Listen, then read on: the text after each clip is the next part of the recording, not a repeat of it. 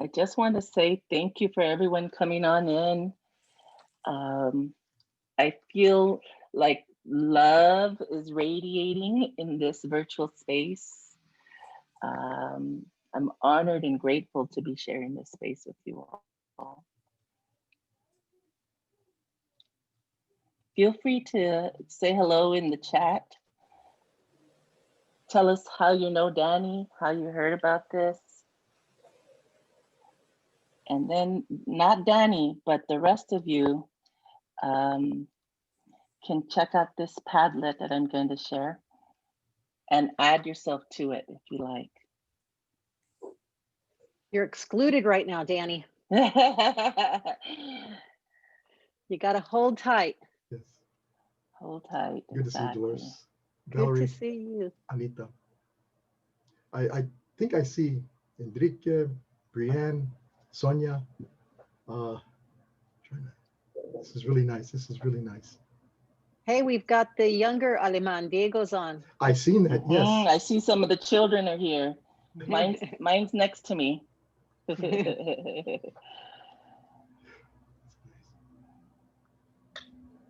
Definitely want to welcome everyone in. Thank you so much. Alejandro, I asked Rafa if he could do land acknowledgement, but he's running late.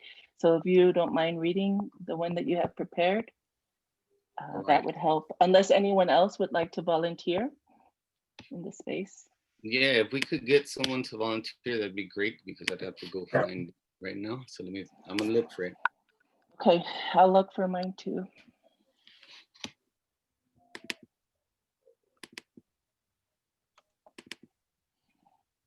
I know that Rafa always shares this link so that people can find where they're at. And so if you can look up where you're at on Indigenous land, we would love to know where you're at.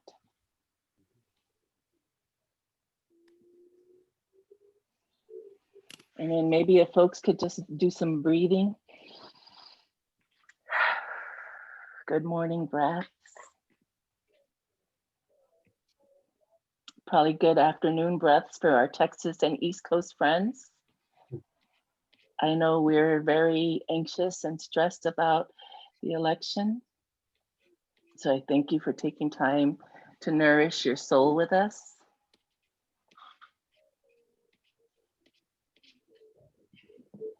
Anita, I can't find it, but I'm willing to just say a few words if you want, or we could get somebody else.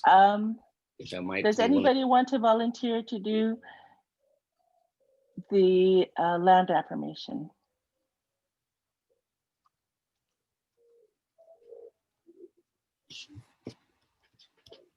I can do it. So I'm Sonia Zarate. I am the current president for the Society for Advancement of Chicanos, Hispanics, and Native Americans in Science, or SACMAS. I'm also a program officer at the Howard Hughes Medical Institute and a former employee of UCLA. So I've worked with Danny. And my son goes to CSULA. And so I heard about this on the Instagram. So I'm not necessarily in a class. And so I would just like to acknowledge and honor the original inhabitants of our various regions. I'm currently based in California, which is home to nearly 200 tribal nations. And the land acknowledgement really serves as a first step towards reconciliation, because a land acknowledgement really acknowledges that we live and we work on unceded Indigenous land. And at the same time, land acknowledgements honor the rich culture of the Indigenous people and remind us that the land is sacred. So I guess let's take a moment to honor the ancestral grounds that we are collectively gathered upon. And let's support the resilience and strength that all Indigenous people have shown worldwide. And so specifically, I would like to honor the rich culture of the Tongva people, which is the land that I am currently on, and the Tongva people who have inhabited California before the founding of the state, and that continue to live on these lands. Gracias. Anyone else want to add anything?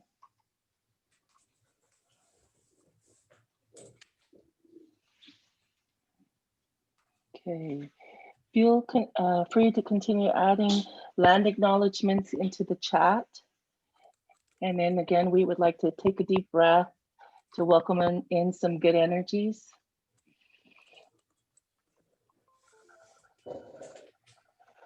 Exhale those negative, hateful energies that are abounding across the nation. One more time.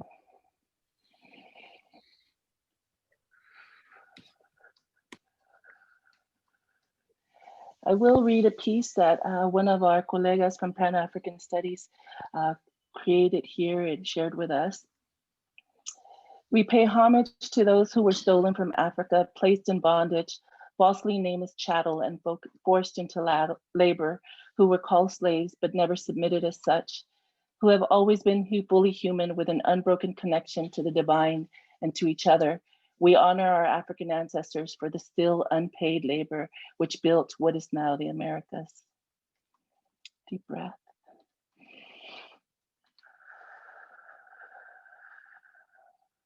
To both our Indigenous and African forebears, we commit to the continued struggle for liberation and reparations, for it is only through freedom and justice that we truly give honor. And thank you to our colegas for that. All right.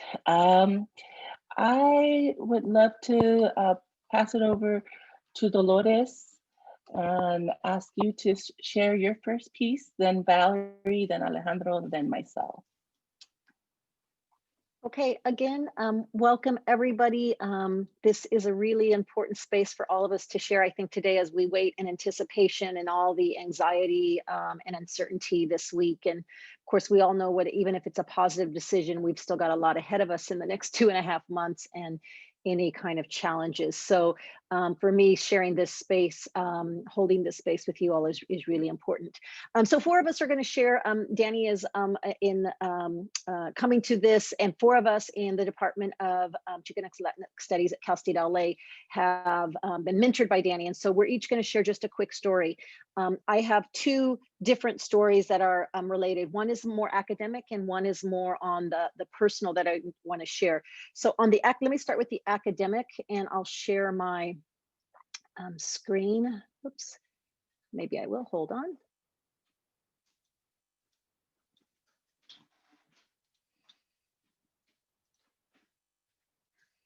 Sorry about that, I thought I had it ready. Here it is. One is as a graduate student. So I met Danny when I was a graduate student at UCLA, and he was chair of my dissertation committee. But what this has to do with is less important than what it meant to me. This is Danny and I, and up in the corner, you can see that it says 6/27/96. This was in 1996. And Danny and I were sitting in his office trying to talk through what we later wrote about was transformational resistance. And I think at the time, but certainly in looking back over the years since 1996, I realized what one of the things Danny did for me was to allow me to see myself as an intellectual and as someone who could theorize. Prior to that point in time, I thought theory was, I didn't really know what theory was, and it certainly wasn't something that I produced. And so the idea of theorizing as a colectiva in dialogue, it's very much what women of color write about all the time. And when I think back to 96, Danny was doing that with me. And so we were actually, all this, what I call chicken scratch and scribble was real important because we were doing it after having shared, I think, with his students, and I had presented at a conference, and what the feedback we got, and we brought that feedback and then started putting it into this. And so again, what came from this was the idea that that I mattered intellectually, that I could do this kind of work that I never really, even as a doctoral student, I still didn't believe that I could do. The other thing is on a more personal level that Danny has mentored me. I met him as a graduate student. I was then a postdoc that he was very important to me getting, actually a dissertation year, he supported me in getting 3 years of postdocs. He supported me in getting assistant professor, getting through that, getting tenure. becoming a full professor. And even I've checked in with him as chair of the department I'm now the chair of. And years ago, I was writing a letter. Many of us were nominating Danny for a mentoring award. And one of the things, I'm just going to read what I had said, because I think it's important to, not the academic piece, we want strong academic mentors, but I think we always want to have those folks who support us emotionally, spiritually, and in other ways. And so one of the things that I wrote about in this letter, I said, as a graduate student, a postdoctoral fellow, an assistant and associate professor, and today as a full professor, Dr. Solorzano has always offered his thoughtful, critical support. Through his teaching and mentorings, I have learned how to be effective and compassionate teacher and mentor for my students. When I encounter challenging situations in my classroom or mentoring faculty or being the chair of a department, I often ask myself, what would Danny do? Inevitably, this helps me reason through possible solutions and arrive what I believe is the most just and transparent path. And so for that kind of mentoring, I thank Danny for modeling that for me. Thanks. Gracias, Dolores. I love the visual. I love the origin. It reminds me of when we were in the Anzaldúa archives and watching her do her little drawings. Go ahead, Valerie. All right, hello everybody. I'm Valerie Talavera Bustillos. I'm currently a professor at Cal State LA under Dolores's guidance as chair. And I met Danny in 1995 when I first entered UCLA as a graduate student. And he has been one of those people that it's hard to kind of figure out and give him a title because he's so extraordinary, right? He's extraordinary in these simple but powerful ways, as Dolores's experience shows. And so he was my advisor, and it was really tough being, first generation from Southgate going to UCLA. It was, I had a lot of self-doubts in my own journey. And I think his guidance and him just physically being there with the type of research as an academic, but also the type of person he was. I think he's very remarkable. He's a 1 in a million. Because when I got into his circle of students, higher education is very competitive, not very friendly, very hostile with faculty and students, right? But with him, it was very different.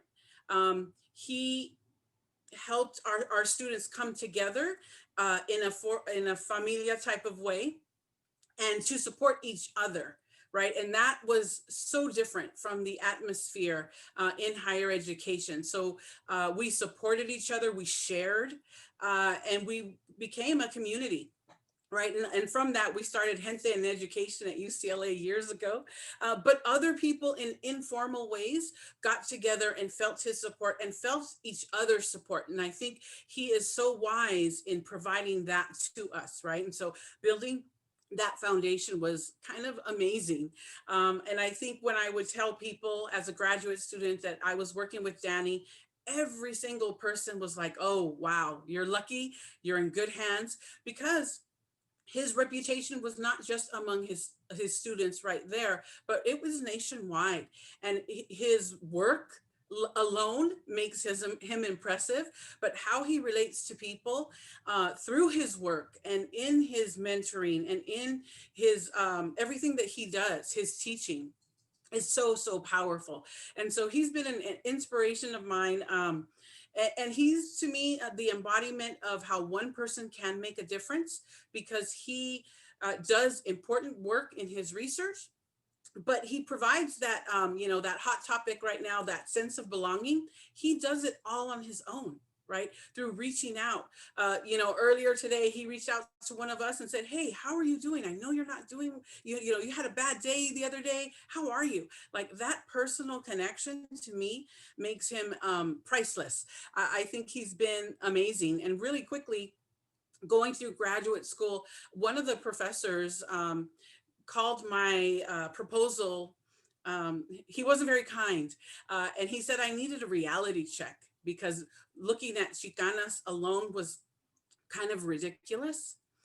And then, you know, I hear Danny's voice from before and after that situation telling me, your work is important.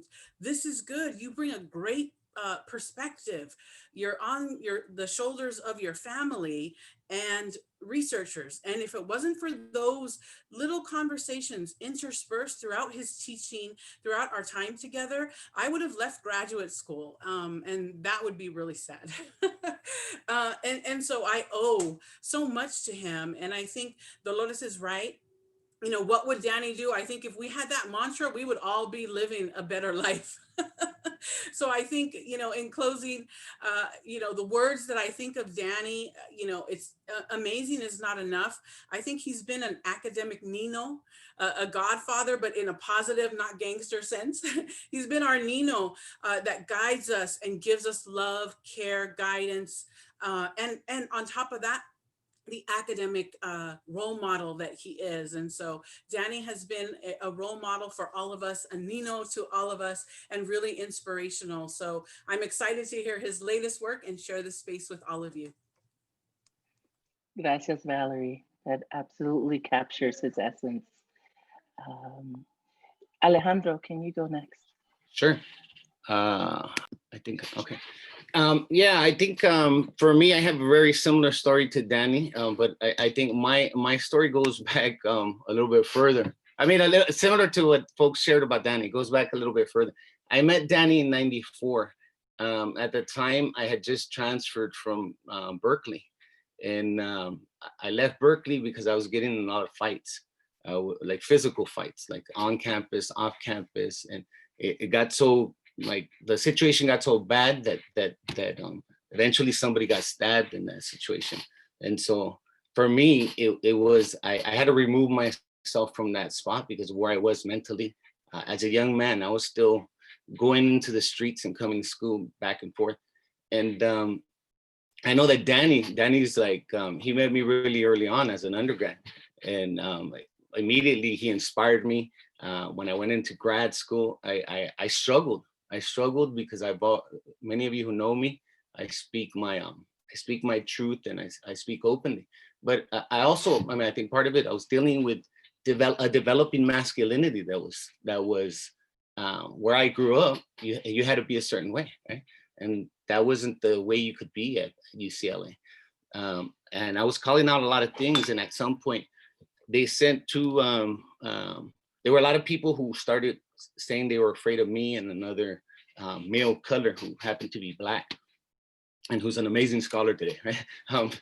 But people started saying that they were afraid that he and I would physically hurt them. And these were white women that were going to report this. At some point, a Chicana and some other Latin American mentor of ours were sent to calm us down. And they basically told us, like, hey, you got to calm down. What are you trying to do? Don't do this here. Like, get your PhD and move on and do that work later.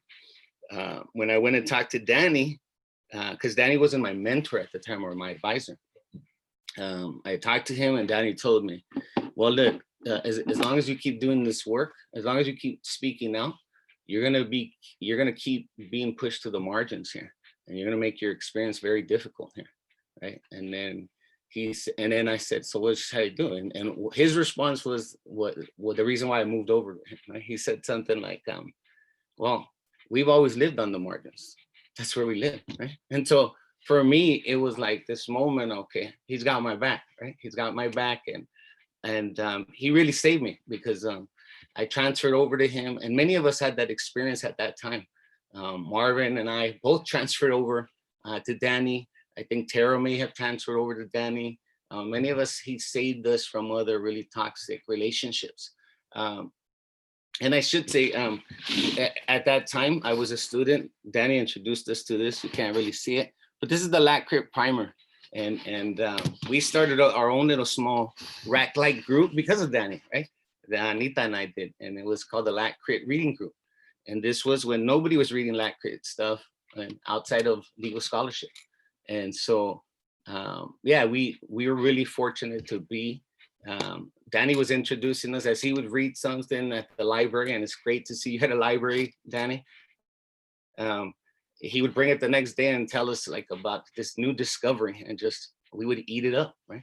So thank you so much for that, Danny. You've done a lot for us, and the RAC has been an amazing generative and healing space, and I'm hoping that we can try to recreate that for the East Side. All right, gracias, Alejandro.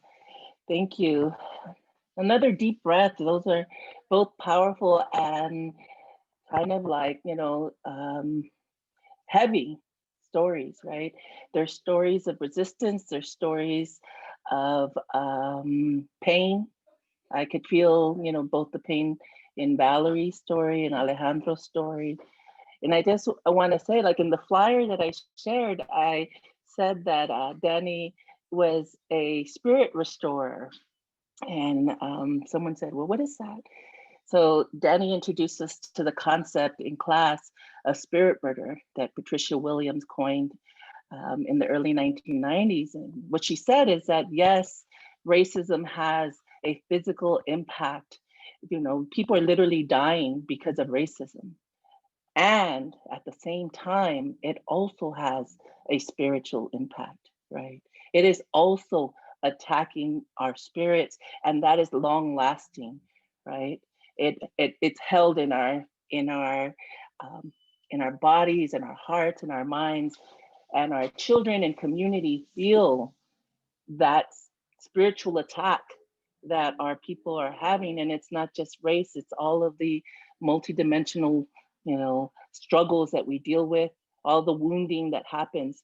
And each one of us has a story about Danny and how he, you know, literally held us during our moments of wounding.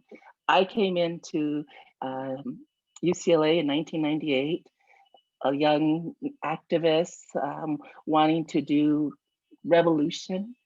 And I remember reading some of the stuff we were reading in early grad school, and I said, Danny, how is this gonna do like what I really wanted to do? How is it gonna make revolution?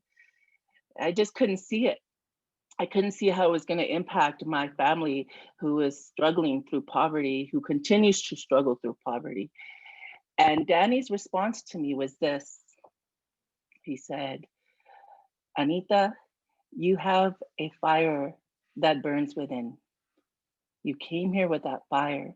It is my job to keep that fire lit.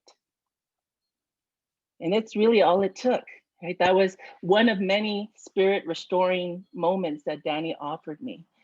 And so I have taken that and I have honored his work, and I have, through the help of Raza women, I have reconstructed revolution to think about it internally. But I wanted to share this visual because Danny is a big champion of visuals. He'll tell you he's a visual learner. Visual sociology is one of his fun spots. So you might actually see yourself on this. Danny's in the center because we're honoring him right now and all of his spirit restoration work. I listed Lotus here. She's with her students here, many of them from Utah, I believe. Dolores, you can tell me where that picture's from, and you can add to it if you want to add a comment. There's Valerie talking to our students at Cal State LA. Alejandro with his students who did a magnificent project of the archives at CSULA. Myself and my students in Vegas over here on the right. And then our department here, where we're doing some really challenging work of trying to spirit restore a whole department. I don't know if it's possible, friends, but we're trying. So I offer you this, and yes, feel free to heart stuff on the Padlet. You can like it. You can add a comment. You can click on this little part right here and add yourself, and then pull this up and add yourself. And then once you do, you click on this and you connect yourself. Literally, you connect yourself spiritually, virtually, to this. You can connect yourself to Dolores, you can connect yourself to Alejandro, to Valerie, to any one of us on here, and you'll see you're on here, right? You know, there are folks on here who are visiting. And I'm grateful that you're here with us. Feel free to comment and add. I'll stop there and I'll let Danny take the center voice.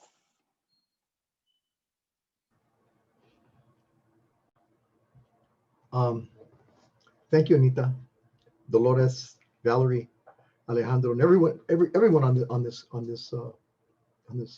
call. This is not what I expected, Alejandro. When you asked me to come to the Eastside RAC, I prepared something. What I prepared was a Genesis story. I wanted to tell a story about how I came to the RAC. What were the reasons why I thought at the time and continue to think that I have to do this work and that we have to do this work. And so, but I didn't expect what just happened. And so I really appreciate it from the bottom of my heart.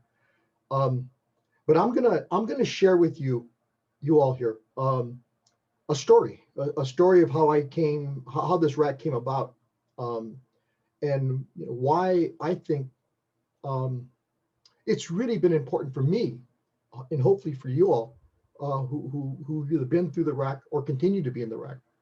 And so I'm gonna, if you don't mind, I'm gonna share my screen if I can. Yes, I can.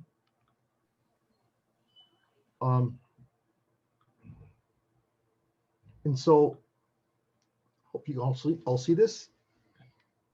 Yes. But it's my origin story and of the RAC. And so you'll see some similar photos, Anita, in this RAC that I have. Again, for those who don't know what the RAC is, I mean, it's a Research Apprenticeship course. It's a course that I developed right around 1997 or so. And some people, we often call it the RAC, but some people call it the RAC and they spell it R-A-C-K. I'm not sure why they're spelling it that way, but maybe it has some meaning to some people to be on the RAC or whatever. But we all look at this, we've all come to this from different places. Here's how I came to it. And here's my origin story. In 1993, okay, I had come to UCLA in 1990. And some of you probably don't know this part of the story, but in those early years when I came to UCLA, by around 92, 93, I was going to leave. I was going to leave UCLA. I actually started looking and I was interviewing at other places in the early 90s. I was not happy at UCLA. I only had really one colleague at UCLA in my department who was who I can look to, who I can go to, who was supportive.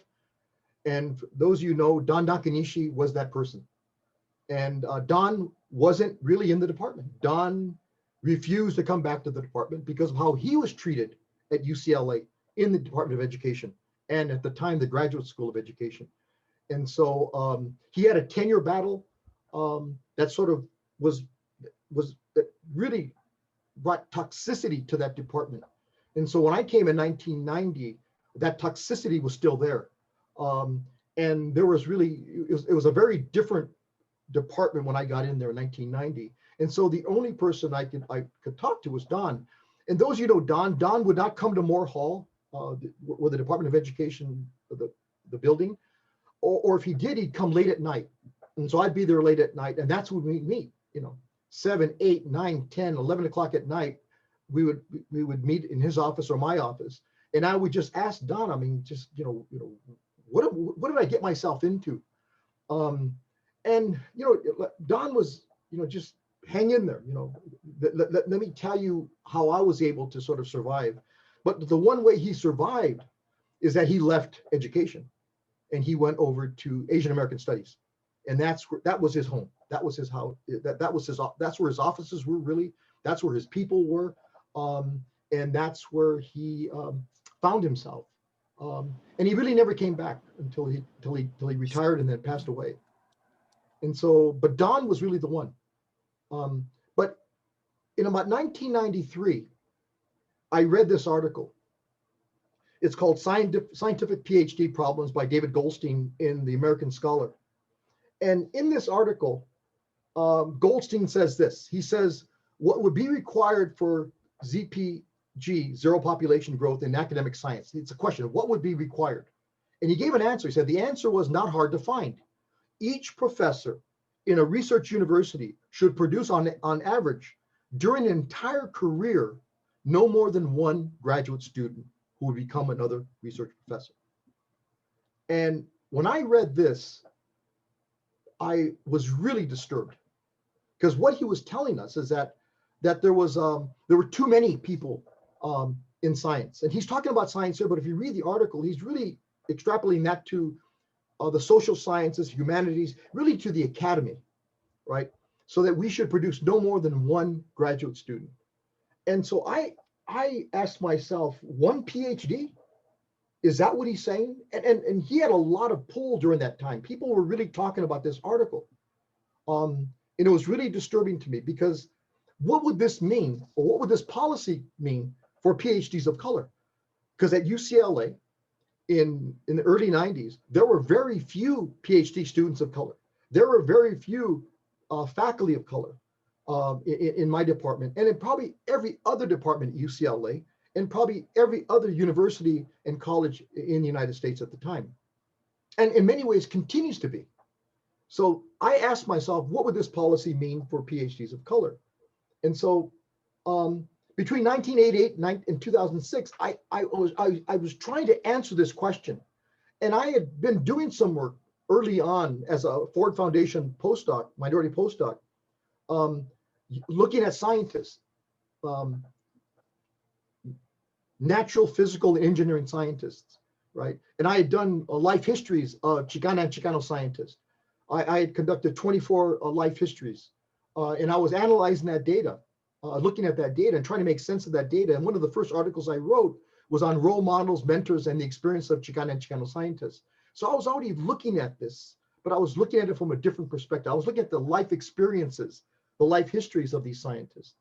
In the early 1990s, I got a small grant from the state of California to study Ford Foundation Minority Fellows, and it was titled "The Road to the Doctorate for California's Chicanas and Chicanos," a study of Ford Foundation Minority Fellows. And I had basically surveyed all of the fellows who were from California, who had gotten the Ford Foundation Minority Fellows, whether it was a pre-doc, a dissertation, or a postdoc.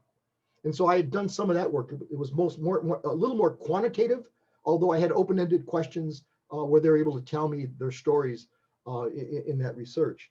And then I began to look at data, because again, he's telling me that there's an overabundance of PhDs being produced. And so as I started to look at data, I looked at national data from the National Opinion Research Center, for NSF, looking at the baccalaureate origins and doctorate production of Chicanas and Chicanos. And so I did some of this early work on the physical, life, and engineering sciences. I continued to look at some of this in the social sciences, the baccalaureate origins. I wanted to know where people, scholars who were getting their PhDs, where were they coming from? What was their baccalaureate origins? Okay. I also looked at African Americans in the sciences and engineering, looking at doctorate production and baccalaureate origins.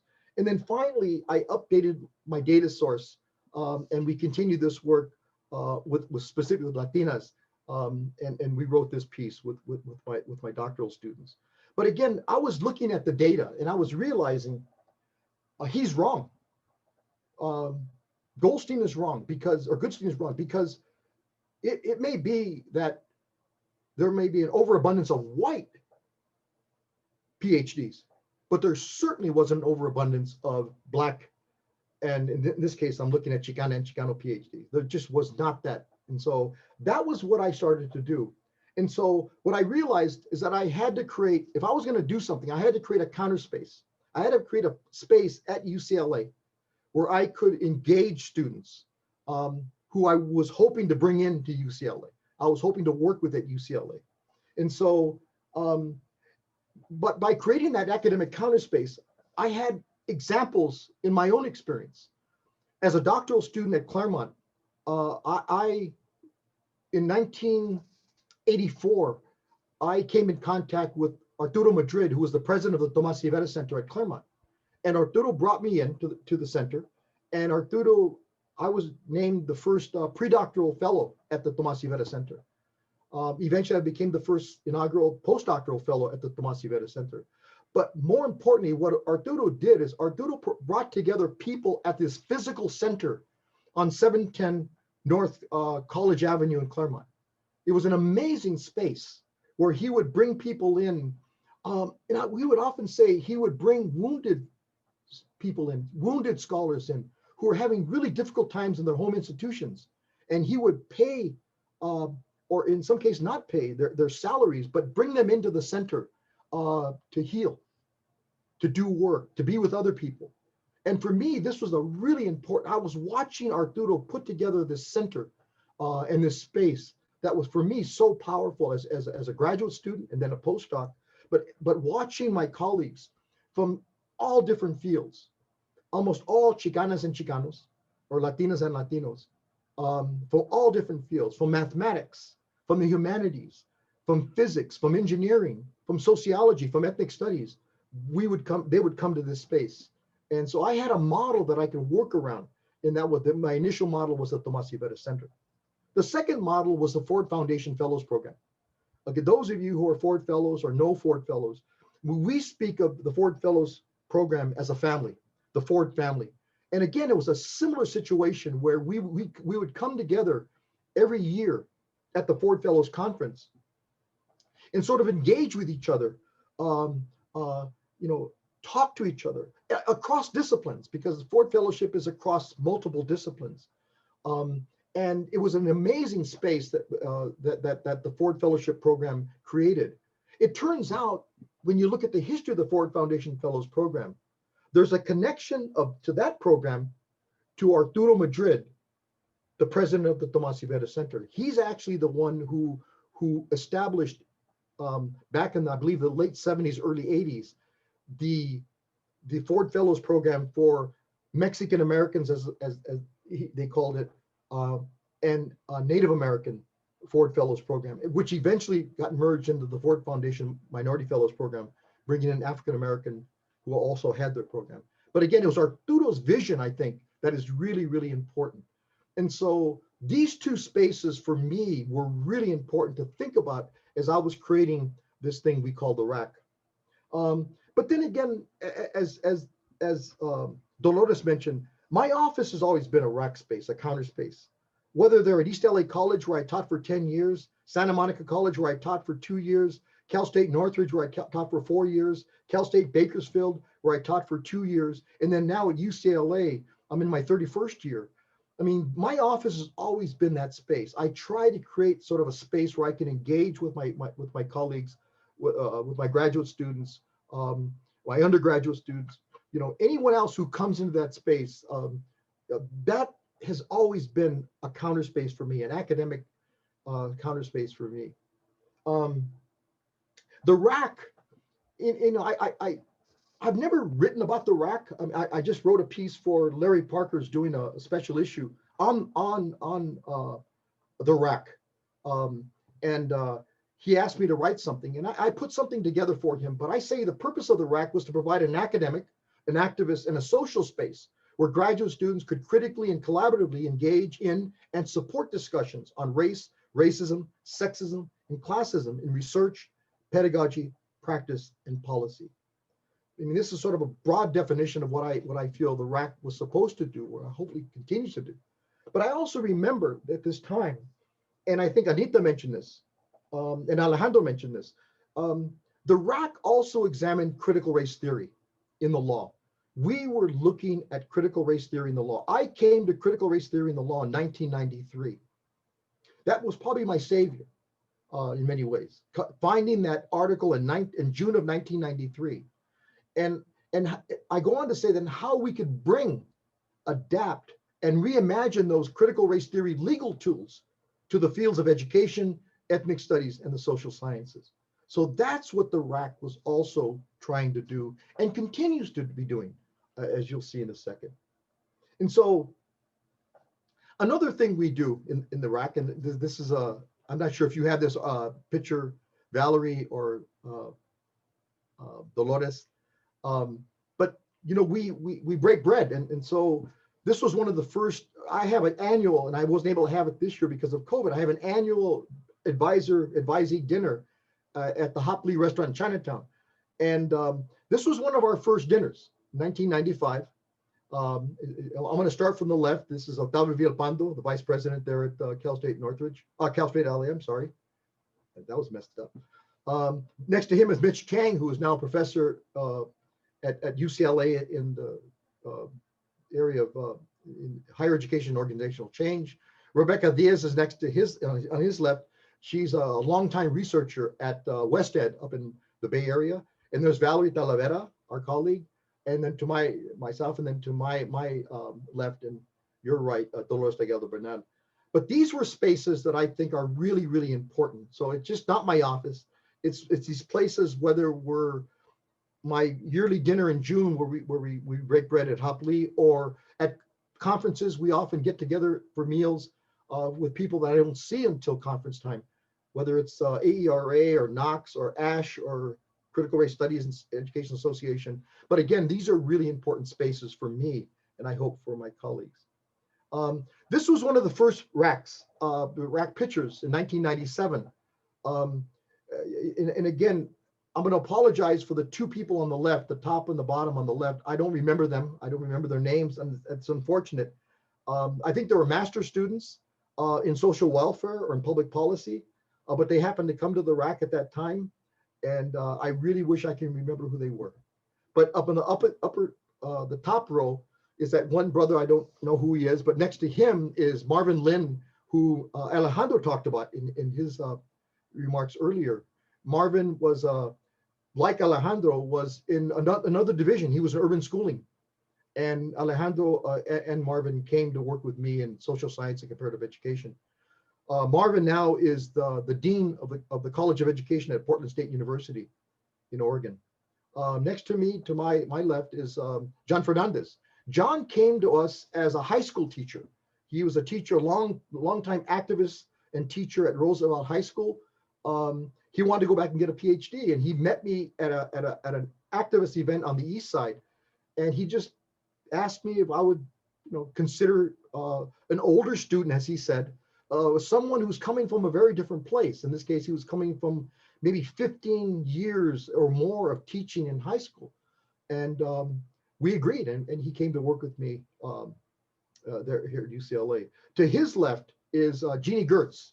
Jeannie Gertz was at the time a part-time faculty member at Cal State Northridge in the Deaf Studies Department. And Jeannie Gertz went on to develop, I think, one of the most important sort of initial theoretical areas of critical deaf studies.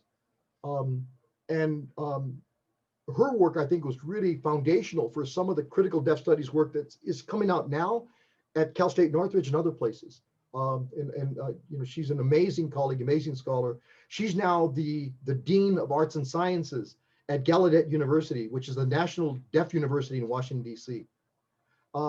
Right below her is Alejandro Covarrubias. As I mentioned earlier, Alejandro came to me as an undergraduate. Alejandro, I don't know if you remember this. I remember one of the first meetings we had was at a Chicano Studies meeting up in Sacramento, when you and Miguel Ceja came and sat with Laura and I for lunch.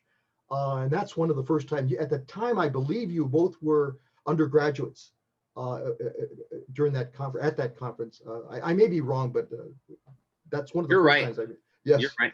Okay. To your right, right in the center is Armida Ornelas.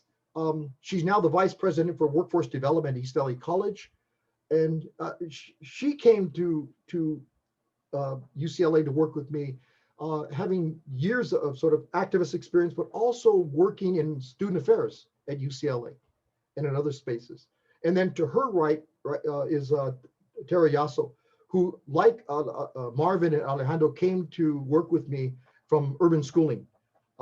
So this was one of the first spaces we were having these conversations, as Alejandro mentioned, about lat crit, about CRT, about all kinds of other issues that were really important as the field was developing.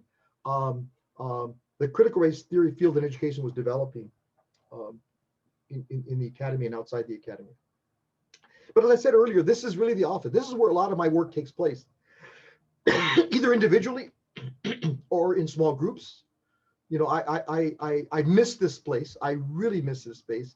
I've gone back twice since March, and it's odd going back there. It feels different, but I just can't wait to get back to just engage.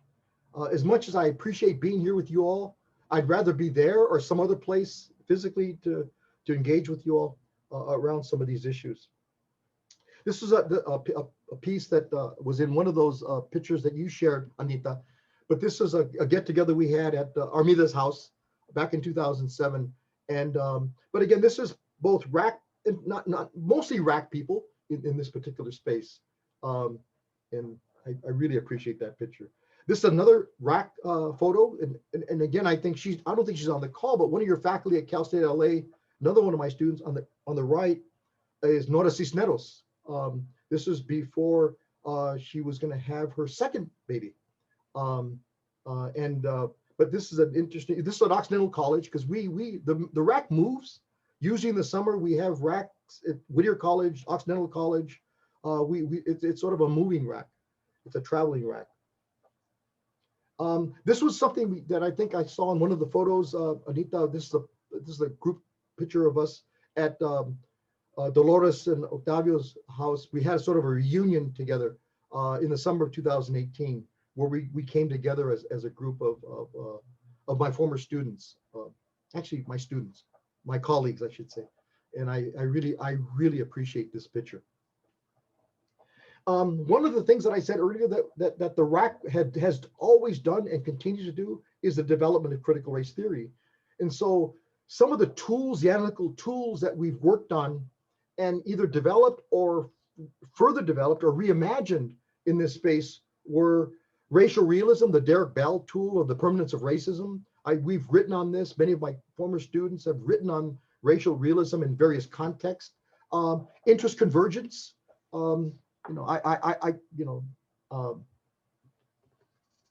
Enrique, who was my Ford postdoctoral fellow in the early 2000s, and Sonia wrote a piece, I believe, on interest convergence and applying it to the Chicana and Chicano community, or the Latino community. Transformational resistance, as Dolores mentioned, is one of those analytical tools that emerged in various spaces, but certainly it's in my interaction, as Dolores shared with you, in that office, trying to really push our thinking about these different analytical tools. Racial microaggressions actually begins in around 1993, and many of my students and colleagues have been writing about this. But that really was, again, it was something that developed in conversation with students, and engagement in classes, engagement in the RAC, and we're continuing actually to work in this area, and actually all these areas. Community cultural wealth, again, is something that Tara and I and Octavio Villalpando began working on in the early 2000s. And actually, I would say, Dolores, it actually begins with our work on transformational resistance, because if you recall, in some of our early conversations and even some of our early writings, we talked about resistance capital or resistant capital. And so that was one of the first forms of capital that we were talking about. It eventually comes together with Tara's work, with that really important piece called Whose Culture Has Capital. And then finally, racist nativism. This idea of looking at how racism intersects with nativism and what that looks like for, initially we were looking at Latina and Latino communities, but eventually, I mean, we've expanded that out, some of my students, to look at other sort of racist nativism that's occurred from immigration from other parts of the world and in other parts of the world. And so those are a couple of the analytical tools, at least 6 of the analytical tools that have emerged from the RAC in various spaces of the RAC over the years. And I think there's a lot more, but I just wanted to focus on these 6 for now. Some of the methodologies that come out of the RAC over the years, testimonial. I mean, many of my students are using and adapting and really pushing forward the idea, the methodology of testimonial in dissertations and in other sort of postdoctoral writings. Counter storytelling is another tool and method that is developed out of the RAC, and people are using it in various ways. Portraiture. I just got a really beautiful piece from one of my former students, Ed Curameng, who's at Cal State Dominguez Hills now, professor there. He wrote this really beautiful piece on critical race theory, Asian crit, and portraiture. And I really recommend you look at Ed's piece. It's a really powerful piece. There are a number of people, but he and Alma Flores up at Sac State are doing some really amazing work using the tools of Chicana feminism, critical race theory, and portraiture to tell stories, to tell amazing stories in various contexts. Critical race grounded theory. Veronica Velez, Maria Malagón, and Lindsay Perez Uber took this theoretical framing, this theoretical methodology called grounded theory, and applied a critical race lens to it. I think it's one of the most important pieces that have come out. It's a really important piece. It's about 10 years old now, but I'm really happy with where that's headed and how it began. Critical race spatial analysis. This is something that starts probably in the early 2000s. Although I've been making maps all my life, it seems like. But I got in contact with my student Veronica Velez, and we started to work in this area of critical race spatial analysis. It was augmented by a group that came together up at Mills College called the Critical Race Intersectional Think Tank, of which Alejandro was a part of, Rebecca Versiaga, Veronica Velez, Pedro Nava, Argelia Lara, and Rebecca Versiaga. I'm not sure if I said her twice, but it's a really amazing group that got together and was pushing our thinking on critical race spatial analysis. Critical race historical analysis. This is some of the work by Jose Pepe up at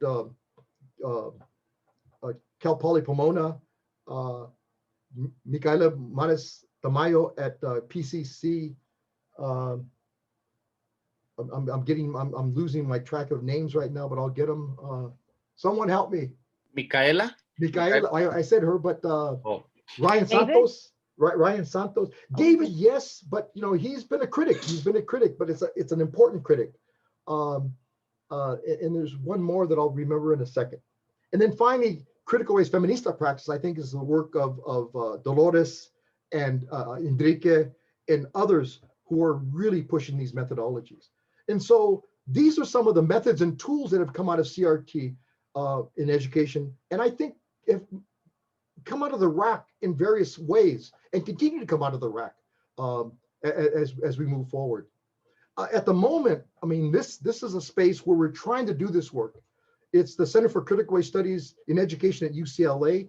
I'm just going to click on this if I can, just to give you a sense of what it's like. And I recommend that please go to the site. And I'm not sure why it's taking so long. There it is. But go to the site and a little bit about our center at UCLA, about who's there. But I'm going to go to the bottom of this. These are my research associates and research assistants that are working with me on this project. But we have Juliana Alonso was that person that I had a brain freeze, who does critical race educational history today. And then these are our visiting scholars at the center. And then scroll down to our publications. And please, we have 19 publications, policy briefs or research briefs, I'm sorry, on different parts of critical race theory tools, right? Different critical race theory tools that you might want to take a look at. All of them are downloadable. Utilize them in any, critique us, push back on us, use them in your classrooms. They were meant to be used across the system. They were meant to be used in high schools. They were meant to be used in activist spaces. They were meant to be used to try to get the work out in a very short format. There were about 1,200 words. And so the first one that we did was Dolores Delgado Bernal. She did one on culture and tuition. then, now, and into the future. There are 19 more that I won't go into, but I think these are really, this is a really powerful sort of set of tools that I hope you'll all utilize in whatever space you find yourself in. I'm going to go back to end this presentation by going back to David Goodstein, right? The scientific PhD problem, and he's asked us to, one PhD. That's what he's asked us to produce. At the moment, I've produced, or I should say I've worked with, and I've chaired or co-chaired, mostly chaired, 72 PhD graduates. I have 15 current students who I'm the advisor, the chair, or the co-chair. 12 of those 15 are ABD or all but dissertation, so they defended their proposal. They're in the field doing their work. I've sat on 150 PhD committees, and I'm currently sitting on 11 PhD ABDs, meaning they're about to finish, and hopefully they will finish. I'm proud of this. I'm proud of the fact that I've been able to since 1993, when I first read that article, and Goodstein said one PhD, my answer was, yeah, one. We can do much better than that, and hopefully we have. And I know that some of you in your other spaces are doing similar work in producing folks who continue on to PhDs, whether they're undergraduates who go on to get PhDs, whether they're master's students who go on to get PhDs, or whether you're working with doctoral students and producing PhDs. That's a little bit of the origin story of how I came to do this work and what drives me to do this work. It's really you all that drive me. I sometimes reflect, because this is the time for reflection, because this is the time of the year when I get inquiries about if I'm taking students. And I haven't decided if I'm taking a student this year. I just haven't. I mean, I'm realizing that I'm not sure if I want to say this, but I feel like I'm getting close to the end of my career. And if I take new students, I have to commit to them. And that's a 5, 6, 7 year or more commitment. And so the question is, can I commit myself to UCLA for that many more years? I'll tell you what makes it easy is you all. That's what makes it easy. And I really, really appreciate all that you've given me, and all that you continue to give me. But if you go back to that period when I said earlier, in the early 1990s, when I got to UCLA and I said, I was leaving, I was on my way out. What kept me at UCLA was you, right? I'm Valerie, Lotus, Anita, Alejandro, Tara. I can go down the list, and I'm going to miss some people, so I'm going to stop there. But the bottom line is that you kept me there. So I'm at a really interesting point in my career right now of how I want to continue on. But I really appreciate you giving me this time to share the origin story of the RAC. You honor us, Danny. Please feel free to unmute and say thank you. We are so grateful for you. Again, the chat is filled with love and strength and spirit restoration. Gracias. Alejandro has instructed us to go ahead and put your name in the chat if you want to ask a question. As you all know, I like to take pictures. So if you want to make it to the picture, you got to stay. Maybe I'll take one right now with Danny before anybody leaves. Can we get a quick picture of you, Danny? Okay, well, good, thanks. I mean, I appreciate your inputs. So, oh, is that someone in your background, Danny, talking? No. Areas, Oh, okay, someone is unmuted. Are they asking a question? Objectives. Let's see. That. Okay, I've changed it. All right, I'm gonna take a quick picture with folks who are on, and then I'm gonna let folks ask questions. All right, 1, 2, 3. And then another one with the second screen. All right. Can I say a couple things, Anita, before we? Yes, please do. Because we didn't get to talk about this, right? But at the beginning, but we created this space, not solely so it would be a CLS space, right? There were folks outside of our department who really asked for and needed and wanted, and we've been talking about this for a couple of years, right? How can we try to recreate something that we had experienced, right? We'd always share our experiences with folks, and they'd say, okay, you know, how could I get there, right? And as you all know, many of you had to kind of be invited, right? You could show up, but you kind of, people didn't just show up, people kind of took you, right? And you were granted access to this space. So we wanted to build that out over here on the east side because of who we serve. We serve mostly students on the east side, right? In addition to that, I think it's, we also wanted to change it. It's not a course for us, right? For us, we called it the Research Apprenticeship Community, right? Because we wanted to be expanded further. And also in the tradition of Danny, we wanted it to be a space where people got feedback of work that they were really struggling through, right? So I'll come back to that in a minute, right? But and not just scholars who were at their peak, because that was the cool thing about the RAC, right? Is Danny would bring people who are really, like, everybody was reading their stuff, and then he would bring those of us who were just trying to get something published, right? And then he would bring high school students that were doing the work in their local neighborhoods, right? So that's what we're trying to recreate here. And our first RAC was amazing. We haven't released the video, that's my fault, but we will. This was our second one. We wanted to focus it on Danny, but for future ones, we'd like for you to please, we mainly, this isn't to exclude anyone from outside of LA, but we want to try to focus on LA based scholars and scholarship, because that's where our students are coming from, right? And we want to produce more PhDs like Danny has taught us. Now, in the spirit of this feedback, if you read the flyer, one of the things we talked about is this was a space to receive critical, loving feedback, right? That's what we always received at the RAC, right? I remember being in a session where Marta Rivas was always the one on methodology. God people on methodology. So that's what it was beautiful, right? That's what we needed, but it came with love, right?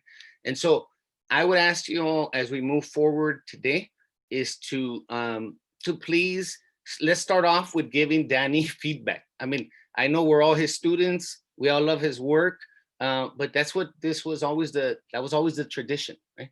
And we want to maintain that. So if you do give Danny praise, thank you for that. But I think Danny, when he came, he said he wanted to share something he had just submitted for review, right? And so that's what he submitted. Thank you.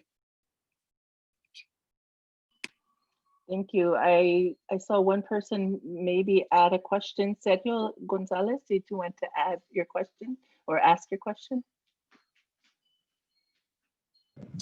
Hi, yeah. Hi, everybody. Thank you so much for this. I really appreciate it. I just wanted to ask if there was a way to build off of a network of comunidad or a collective where we can start reaching out to each other, because there's so many funds of knowledge, and I'm all how can we keep that connected to not lose that?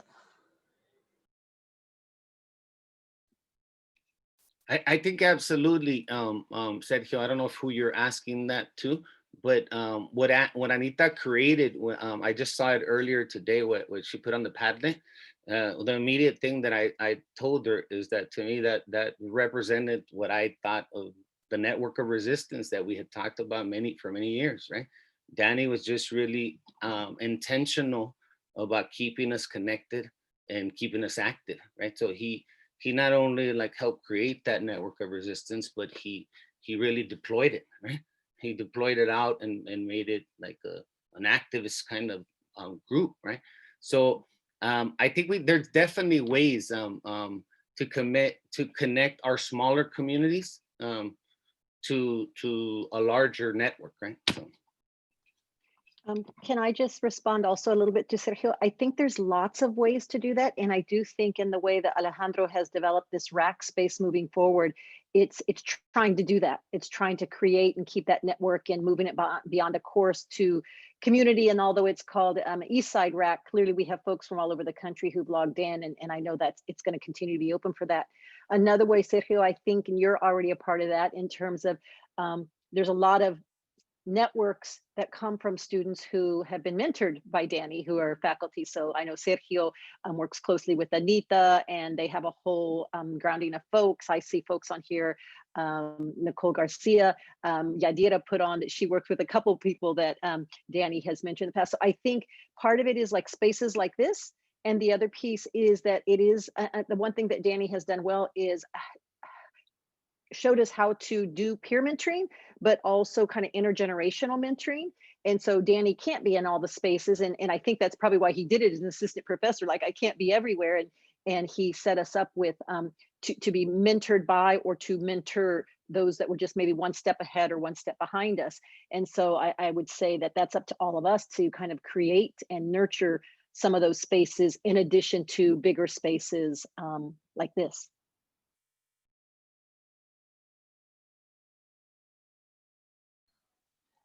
Other questions or feedback for Professor Solorzano? I could give a little bit of feedback if you guys don't mind.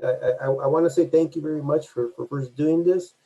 I know that as you were going over some of the years that you were talking about when you were doing research, I was thinking, man, 91, 93, I didn't get out of high school till 91. You know what I mean? I did 93. I won the Lowrider Super Show in LA. You know, I was on a whole different path when you guys were blazing these trails. And for me, it was having a professor by the name of Andres Torres at Mission College, and being instrumental in what he taught, right, which was communication studies. And that's where, you know, I'm a professor of today, right? Communication studies. And the reason why I chose that field in my quest was because it was so Eurocentric. It was so Aristotle, it was so Socrates. And for anybody who was Latino or Mexicano or coming from a community like ours, it just didn't relate. And I felt like that was something that could be changed. And I thought that I could do something like that. So the feedback that I want to give today was one of positive feedback, because I see that the space that you're talking about to increase graduates, that's why I got into, you know, comm studies, is because some of the things that they teach there are foundational to student success.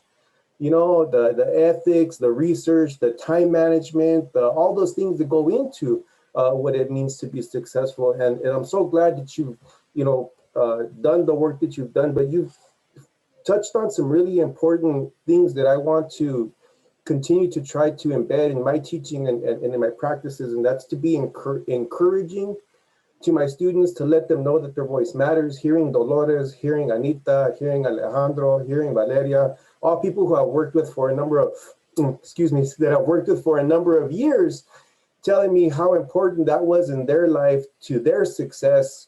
And being within that generation really helps me to say, okay, well, there's another generation behind us that still needs professors who are encouraging, who are warm to their ideas, who need to support their ideas, who are still going to continue that very important work of making sure that we create graduates and that we create PhDs, and to let them know that their dreams are just the beginning of change. And so I really, really appreciate you coming on today, sharing those things, creating collaborative spaces. I want to think back to my days at Cal State Northridge, how we had the little room, you know, next to and I think that was such an important space for anybody who's been there. And how do we create more of that, where student space was amongst professor space, where, you know, the offices were right around, where everybody, you could not help but to be engaged if you sat there and just did your homework, you know? And that way you don't have to be invited into the space. How do we create more of those? I know those are challenges that lie among us, but to be supportive, they're really, really important. I really appreciate your work. I've read a ton of all of your guys' work as I've done through this. And it's been really helpful and motivating. And so just thank you. I thought that those are some really positive aspects that came out of today's presentation. Can I say something? Thank you, Rudy. I really appreciate that.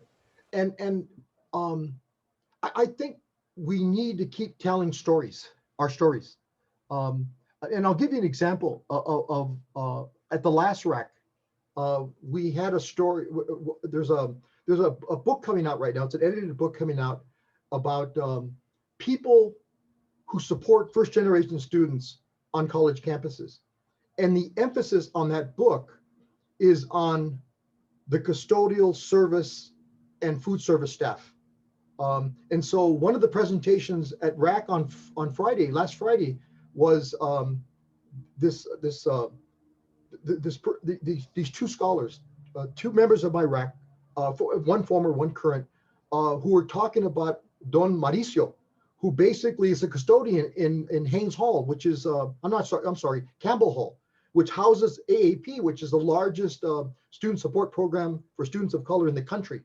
And, you know, Don Mauricio, he's been a custodian there for 23 years, and they're telling his story. It's an amazing story that I think needs to be told. And then on my RAC, I have a current student who's a master's student who's writing a chapter about his father, how his father was for 20 years in food services.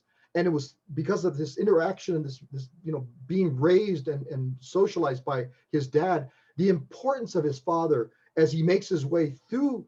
I think he went to community college up in the Valley.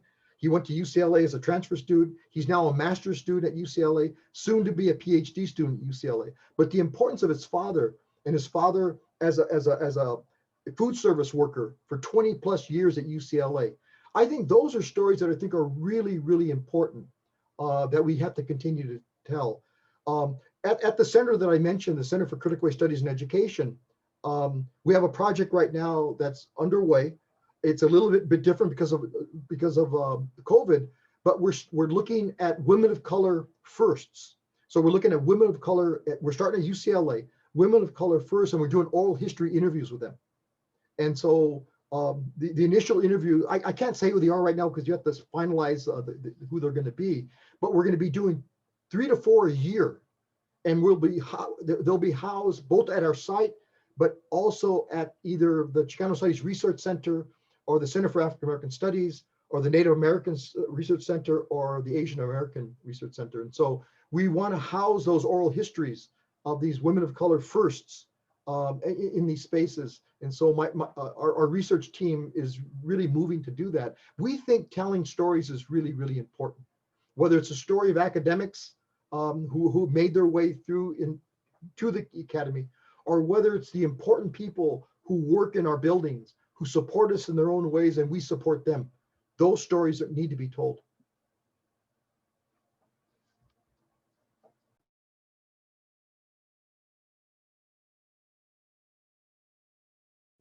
Anita, I don't think is on right now. So Martha, I think I see your name. I don't know if there's other folks, but Martha Rios. First of all, good morning, everyone. Danny, it's always, your medicina, right? Your medicine to us, just to hear your voice and to see you. But I can't help to think about the work we've continued to push forward, which is the important role of community colleges in this whole narrative. And I just lectured yesterday. And of course, I highlighted your work and I highlighted the work that we revisited your own work in terms of where doctoral scholars started. And so we took it a step further in terms of community colleges and how can we not think about community colleges, because that's where our communities are. So, I mean, I could go on and on, but I just want to say, I think the most important, statement of gratitude I could ever, give you. And I do this through writing. I just email you, assume you read it, and I just keep writing to you throughout the years. I'm like, oh, he'll read it maybe someday. But that's what you taught us, to be unapologetic, to be direct, to speak our stories, to realize that our stories obviously do matter, but I think the documentation of it, the power you gave me was to own how to write it. And so you always instill in us not only, methodology, data, how we tell our stories, but then how do we share our stories? Who is our audience? And, you know, and I have my own story in terms of, quickly, I'll just share, you pushed me when we were writing my dissertation about how you have to operationalize these terms. So one of the terms you pushed me on, and I almost cried, was this term of soulfully committed, right? This concept of being soulfully committed. And I couldn't write it. And you kept pushing me, and you kept telling me, think about your art, think about your poetry. And so, lo and behold, I have like about 10 poems in my dissertation as a result of you giving us permission to be unapologetic about how we tell our stories. And so I think, just from the bottom of my heart, I want to say thank you for always engaging us and reminding us. And I think that's why I say you're medicina, because you give us permission to say it how we want to say it. And I think we still have a long road ahead, but certainly we are blessed to have had you as our academic, I say academic padrino, right? You are our godfather. So thank you for that. And I just want to, you know, give that context, just because just last night I spoke about that work and really making sure that we remind ourselves and our students to continue doing this work. But thank you. You know, Martha, thank you so much for that. But I'm going to share a story. I mean, Martha came to us with a question. It was a really simple question that we had never answered before, right? And she came to me and said, okay, en route to the PhD, how many people go through community college? I don't know if you remember that, but you have to remember that because we wrote about that, right? You asked me that simple but yet complex question. How many people went to community college? So remember what we did? We went and we looked at the survey of earned doctorates. That survey that all of you who have a PhD, and we'll have a PhD, you have to fill out. Otherwise, you probably won't get the PhD. You got to fill that out. It's one of the last things you do. And there's a question. Martha found a question on that survey that said whether you had been to a community college. So we said, okay, let's get the data. So we got the data from the National Opinion Research Center, and Martha ran the data, and lo and behold, we had an answer now. And it was an answer that we probably should have known, but nobody had really asked that question. So the answer at the time when we looked at that, and it probably is different today, but at the time, it's about 25% of Chicanas or Chicanos en route to the PhD go through a community college. 1/4, more than anybody in the country except for Native American students, right? Those two groups go through the community college at 25% en route to the PhD. The national average is about 10%. So we're 2.5 times more likely to go through the community college. But that was just a question that Martha had, and she wanted an answer. And we found an answer thanks to her sort of persistence. And you developed new tools. I mean, I didn't see you, and maybe I wasn't looking properly, but I didn't see you as a quantitative analyst. But you became a quantitative analyst because you got that data and you analyzed that survey data, that national survey data. And this is not a sample of the doctorate production. This is the universe. Everybody who goes through a PhD has to fill out that survey. So thank you, Martha, for asking that question. And that's the type of question that comes up, right? That we have to try to find answers to.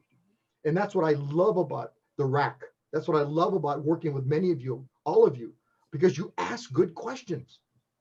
And we need to find answers. And hopefully that's the journey, is finding those answers.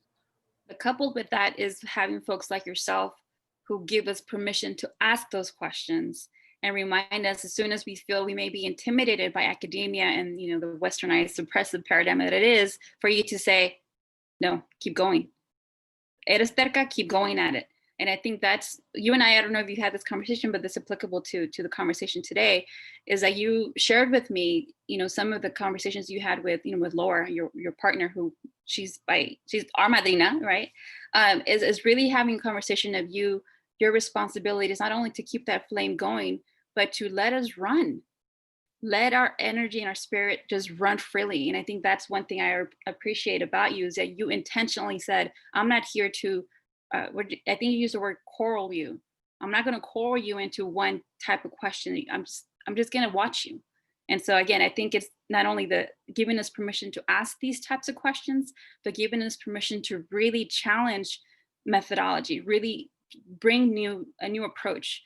So I just want to, thank you. I think everyone here appreciates the fact that we say, you talk the talk, you walk the walk, you go beyond that. And so I think, again, your legacy, we're part of that. And I think we're humbled. So I just want to say thank you again for reminding us why we're here. Thank you, Martha.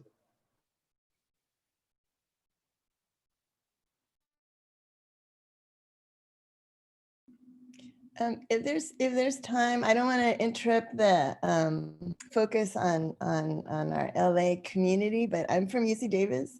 I'm Gloria Rodriguez, and I just wanted to add a really quick comment.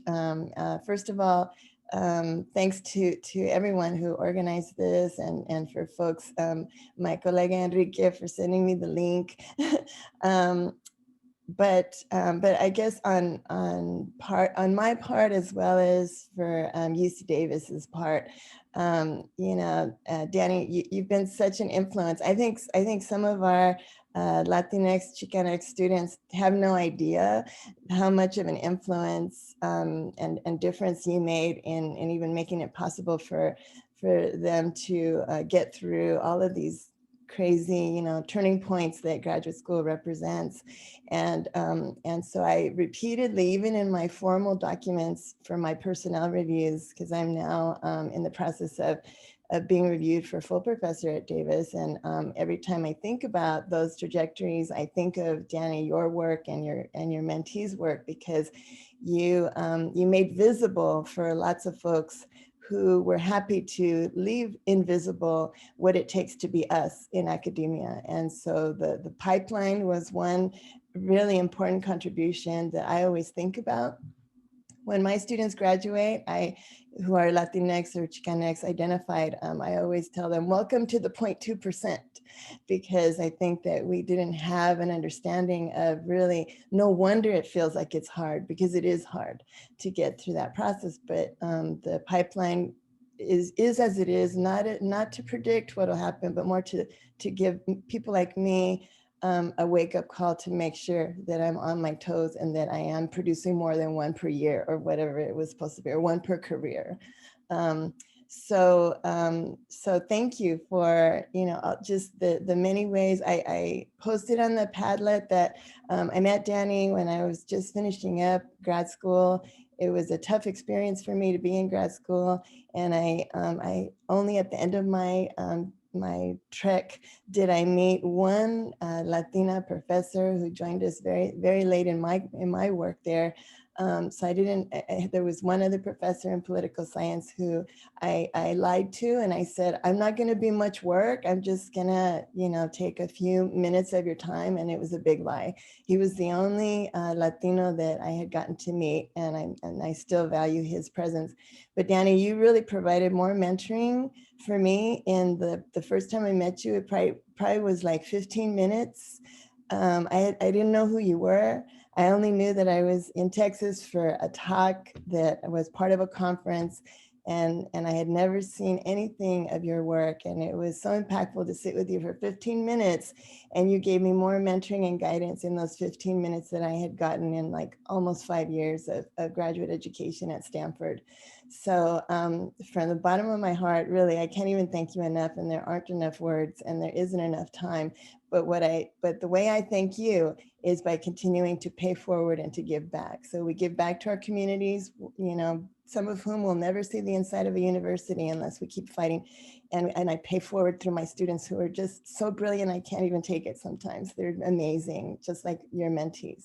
So muchas gracias from my part and from UC Davis. Thank you, Gloria.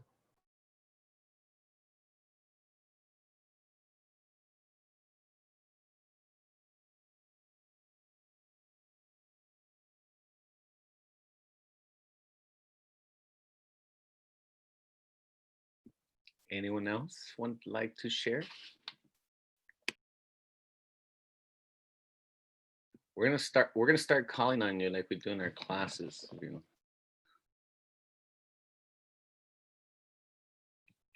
Please, Jessica. Okay. Hey everyone, buenas tardes. My name is Jessica Cruz. I am in Michigan right now. I work over at Northern Michigan University now. And I I don't know if you remember, Danny, but I was actually just telling this story earlier today to someone I'm going to be on a panel with later this afternoon.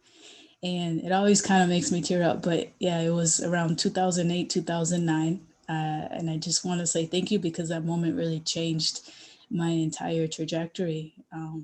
So I was at Teachers College at Columbia University in New York, doctoral student at the time, and I was just really struggling. So I was ready to kind of leave, and I wanted to potentially transfer, and would have loved to work with you, Danny. And I remember it was Tara Yasso that set up our meeting. I came in super prepared, right? I had all this research, knew all this stuff. And you asked me to put my notes away, and you asked me to like zip up my bag, put everything away. And I said, why? You're like, just tell me your story. And I said, what do you mean? He said, just tell me your story. How did you as a Puerto Rican woman come to be in this space in this moment in time?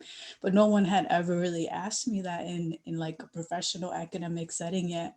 So I didn't even know how to really answer. I remember saying I was born in Chicago, went to Puerto Rico. And so I went in this chronological order, eventually got through the story, and you just smiled. And we're listening so intently. We had hundreds of people around us at ARA, but it felt like it was just of us, in the conversation. So by the time we got to talking about the academic stuff, I remember I just broke down and cried. And to this day, I still feel bad for you because there was so many folks around us, and here I am crying my eyes out, but you were great.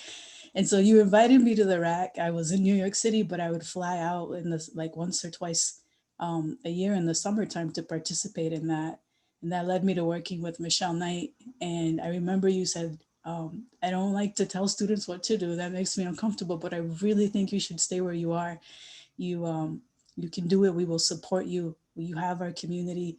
And know that you always will have these three things when you come our way. You always have food, you always have transportation, and you always have a place to stay with our community. And all we ask is that you do the same for us and the same for others. And so that just really stuck with me. And that's why I tell that story all the time. And that's what I try to do for others, as we say, and I ask them to do the same. And ever since then, I just dove into Lat Crit and CRT, finished my work. It's become my career. It's become everything. And so it was such a pivotal moment. So I just wanted to say thank you, like everyone else, for everything that you do. I don't see you too often, but you're one of the most influential folks and mentors in my life. I can call it that. So gracias. Thank you for everything that you do and that you've done. Thank you, Jessica.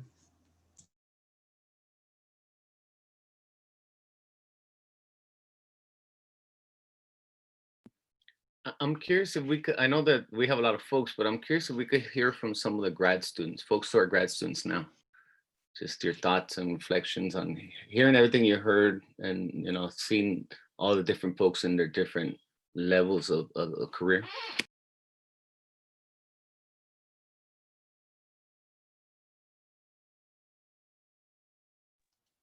Or even undergraduate. I know we've got some undergraduate students on too. So I could share. Hi. So I got a little teary-eyed a little bit. I didn't want to have to like break down, but so my name is Maria Elizabeth Perez. I'm a PhD student finishing up the dissertation now at the University of Illinois at Urbana-Champaign, working with Dr. Adrian Dixon. I met Enrique Alemán a couple of times, but recently I met with Dr. Dolores Bernal and Portland.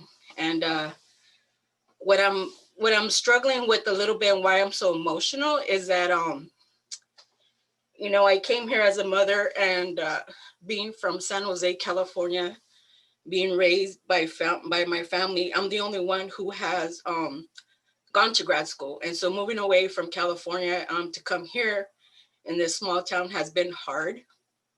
And so in this years, I lost my mom in 2016. I'm right now taking care of my two elder uncles, and I'm trying to finish, and so some of the conversations, a friend of mine who many of you might know is Jose Delgado Vermante, who actually knows Dr. Solorzano, and I haven't had the privilege of meeting you yet in person, but I feel like that's my last thing that I would like to do. But it's hard, trying to stay inspired and caring for family. And luckily, so because I went back to school as a mother, I am a community college graduate, went to San Jose State University and came here. And so my daughter is her 3rd year at Fresno State now in science. And then my son graduated from San Jose State while I've been in school. So I have nothing but good things to feel right now. But the reality is, how do we keep doing this work? You know, how do me and Jose develop a group called Lucha here, because we know that students are underrepresented at the University of Illinois. And so me and him put a group together, and we're mentoring undergrad, master students, and PhD students. And it's important. I agree, it's important. One of the reasons why I do work, I look at the experiences of parenting students, mothers and fathers of different backgrounds who managed to go to school and, get through this process for our families, from our communities. But I just get emotional because this work is personal. And how do you keep going? I do self-care. I tell my students self-care is so important, but, to know that you were able to, you share how you weren't happy at UCLA at first, but now, you managed to be there 30 plus years.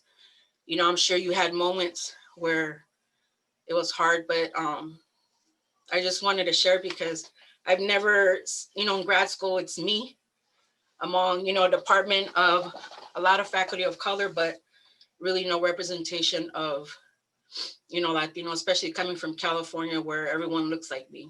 I come from a community where I was supported, and coming here, and it's been rough, but, I am going to finish next year. By April is my deadline. And then, I'll be moving on to hopefully become a professor. But just trying to stay connected to other people, that share stories is what I feel makes me keep going. So thank you. Thank you. I mean, Adrian is really good. I think you're in good hands with Adrian Dixon. But I think having spaces like this that you can connect to, whether it's this space, the Eastside RAC, or my RAC, which meets, during the year, you're welcome to come to that RAC as well, and be around folks who can support you as you move forward. The one thing that I think is going to be critical for all of us is that I'm finding this out in my RAC, and I think Alejandro, you're probably finding out in the Eastside RAC. We have to learn from the environment we're in right now, how we're going to bring that back once we go back onto campus. We got to figure out a way to keep people that are not in Southern California, that won't be able to come to Moore Hall or won't be able to come to King Hall, to bring them in. And I think that whether it's going to be through Zoom, some variation of Zoom, I know that I have to, at UCLA, I have to talk to the administration in my department, in my school, that we're going to have to figure out a way to bring people in, because technologically, our classrooms are like 30 years old. We couldn't do it with the technology we have. And so I think that in anticipation of going back onto campus, for us, we're probably not going to go back until next fall. I think we have to figure out a way to be able to bring people in, because one of the strengths of the RAC this since March of this year has been bringing people in from all over the country, actually all over the world. That is really powerful. They couldn't come to Moore Hall before, but now they can. And so we got to be able to connect them back into those spaces, and to be able to support our colleagues wherever they are. And so that I think the Eastside RAC and my RAC, hopefully in other people's spaces, could be helpful. Thank you, Danny. We have a question in the chat. I'm hoping Carmen can ask it. Carmen, I know you're concerned about noise, but I think we're good if you don't mind.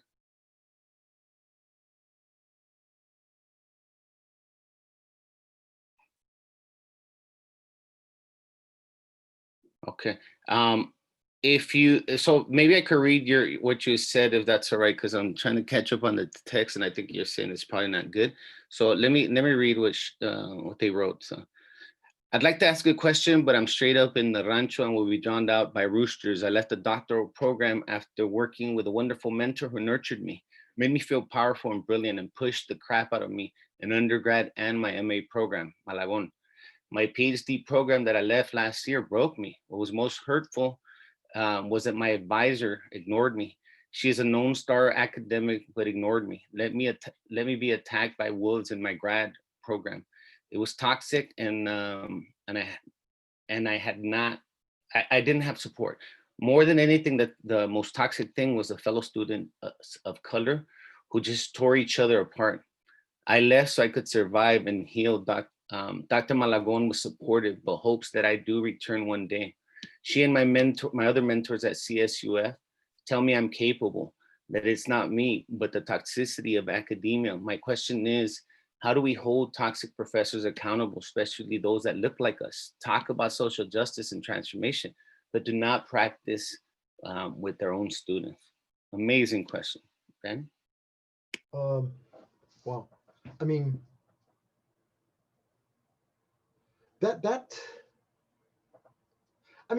part of me wants to respond. Her name is Carmen? Yes, respond to Dan. Carmen by saying, you need to come to these spaces. You need to be around folks who will support you. And it could be in really big ways, it could be in really small ways, but you need to be around supportive people. And so that's one thing I would say. And so continuing to come to the Eastside RAC, or like we said earlier, to come to my RAC, the UCLA RAC, I think is an important step. Because for me, I don't want to lose one student, not one. One thing I didn't say is that I have 2 students right now who what I call are on leave of absence. Okay, they've been gone now for 12 years, in one case 20 years. But I'm not going to give up on them. I mean, I still invite. One of them I lost complete contact with. Actually, he's not my student. He's Carlos Torres' student. But I'm trying to support him. But the student that I'm working with, Mike Rose, on is Mike Alvarez. Some of you may know Mike. And Mike left about 12, 15 years ago, but I still invite him every year to the Hopley dinner. I find out where he's at and I invite him because I want him to finish his work. He's ABD. He wrote 2 chapters of his findings. I think he's ready to go, but he dropped out. And he's, but I haven't given up. But I think I would not give up on Godman. And we need to find ways to support her. Now that's one part of the question. The other part of the question is how do we challenge often faculty of color who are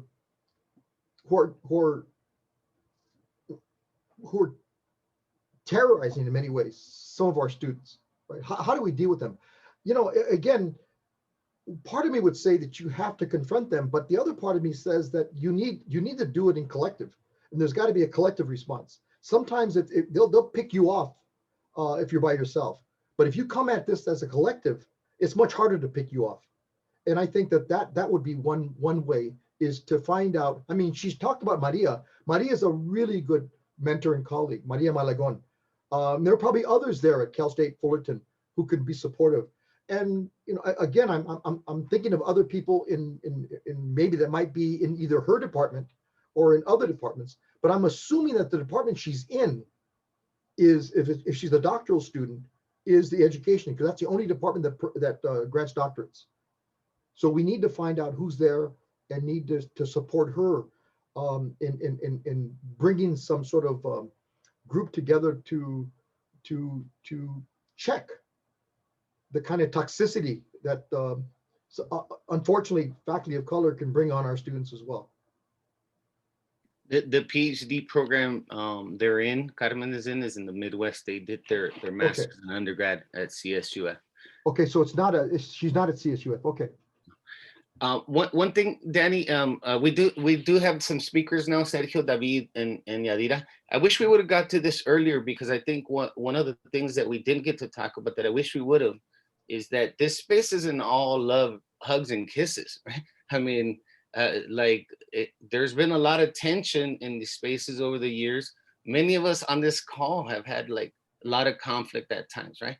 But I think part of it is how do we move forward with the work still, right? Because I think that you are still able to bring folks together that maybe don't want to be together, right? And are still able to continue. So I'm hoping that you could speak to how you've resolved that at the different points.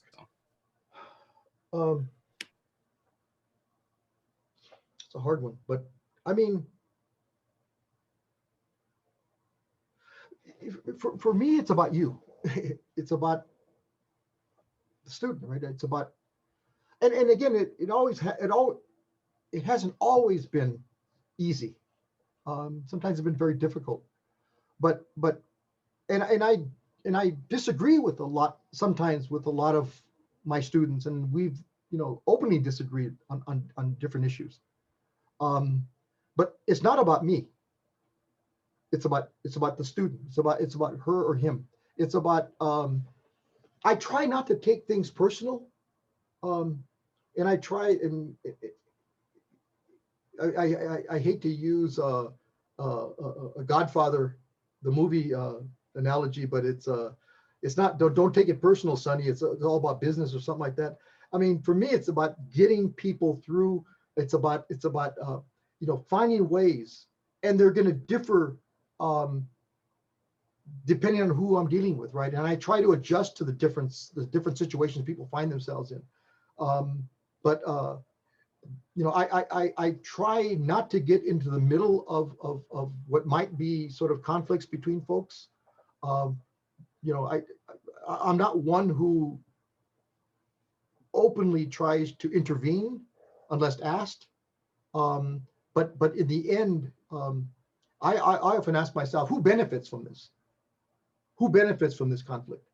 And often it's not the two people or the three people or the four people or the groups that are at odds with each other. Someone else is benefiting, and it's a detriment to what one of my goals is to move forward our ideas, our thinking, the movement, and moving almost on an individual level, moving them forward to finishing up their what they've come here to do, and that's to get their PhDs. So again, it's each situation is different, and I try to be as when asked, I try to deal with the differences that are presented before me. But these are difficult questions, Alejandro. These are really difficult questions. But ultimately, I mean, I have certain goals in my mind about working with people and trying to get people to the next step. Thank you, Danny. It's a hard question, brother. It's a hard question. Sergio? Hi, sorry, I forgot the question. If you could just say it one more time. Alejandro. Say what one more time? I'm sorry. The question, I forgot the question in the chilladera. Oh, no, because there was a list and you had your name that you wanted to share. So I was saying I think you could. Okay, it's just our story. Well, I wanted to thank you. I wanted to say, well, first, thank you to Maria Lisbeth, excuse me, and Carmen for sharing. How do I explain it? Like, there's a bittersweet feeling, right? As that's what I always say. There's a bittersweet feeling knowing that you're not alone. And I totally resonated with y'all's stories, right? And excuse the noise. I'm in Mexico right now, so I'm a part of a big familia, so there's gonna be noise coming in and out. But there's a beautiful feeling knowing that you're not alone in your struggles and how you're trying to navigate and figure out your stuff, right? So, like everybody else, I have like my own story. And, I started off my doc program in a red state. I won't say where, but I was in a red state and I did my year and I was ready to drop out. And that summer, you know, whether it was divine intervention, my abuelita who was like looking out for me, or I don't know what, I was able to do this internship. And that's where I got to meet Doctora Nicole Garcia. And that's the person that really pushed me to transfer, and was like, hey, you know, you can like transfer and let's like figure it out. And I was like, I don't know if that's possible. I don't know how the hell you do that. And, you know, I'm first gen trying to figure out my life, trying to figure out what the hell theorizing is, let alone publish, let alone trying to be a damn academic. And so I was like, let's do this, right? So boom, 1, 2, 3, I was able to transfer. And like, I don't think it matters where you go. I don't think there's a perfect university. I don't think there's a perfect system. I don't think there's a perfect structure. I think there's like desmadre in every space, right? And for us to like coexist and to like not just survive but thrive, it's the reality that like we're trying to come up, right? We're like part of that 0.2%, as it was like said earlier. But luckily, you know, again, I believe in like the divine guidance and like the angels that watch over us, right? And our powerful ancestors and the mujeres, you know, because that's who it is. That's who holds us down, the matriarchy, right? Even though there's all this goddamn machismo all over this place, but it's all right. We're fighting it with the beautiful matriarchy that exists. I was able to connect again with my mujer tour, Anita. And Anita was like, yeah, I'll be on your committee. Let's do this joteria work that I've always been like wanting to do and trying to figure out, trying to name it, trying to understand it, theorizing from my heart, right? And not just from my head, because that's where it comes from, right? And understanding like Doctora Delgado Bernal said, understanding that like we theorize too, even though we're taught that we're not, because we're not white men, right? In the academy. So I got her on board. And I just want to, I think back to this quote. I don't know if y'all watch Pose. I love Pose. You know, it represents a lot of like queer and trans folks of color. And Blanca, one of the house mothers, she says in the first season, she dragged to the kid to the school of dance, the new school. And she tells them luxury is a shame we can't afford. And that sticks with me all the time. And I think that's what gave me the strength to go and harass Dr. Solorzano and to be like, hey, he came to an event in March at my school, because I go to CGU right now. That's where I'm doing that's where I transferred to. So I'm back in California. I'm from the Bay Area, so happy to be in a blue state again. And he was like, I kind of cornered him on the way to an event, and I was like, look, just so you know, I think you would be an awesome asset to my committee, because I have my amazing mujer who's with me, Anita, and I have my advisor, Dr. Perkins. And I think the work that I'm trying to do is only going to add to the work that you're doing. I think you do amazing work, but I think I can add a twist or apply, and we can like do something awesome. What do you think? And it was because I asked.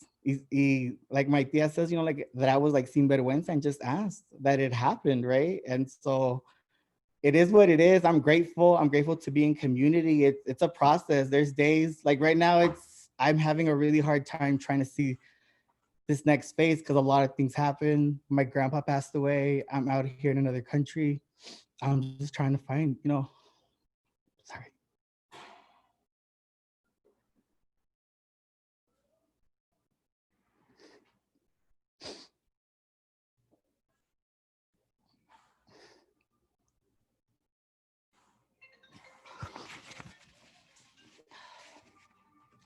It's a struggle.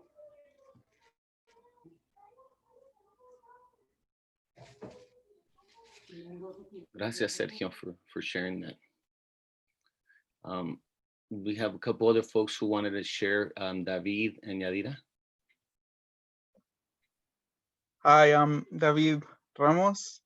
I'm at Cal State LA, graduate student with the CLS department.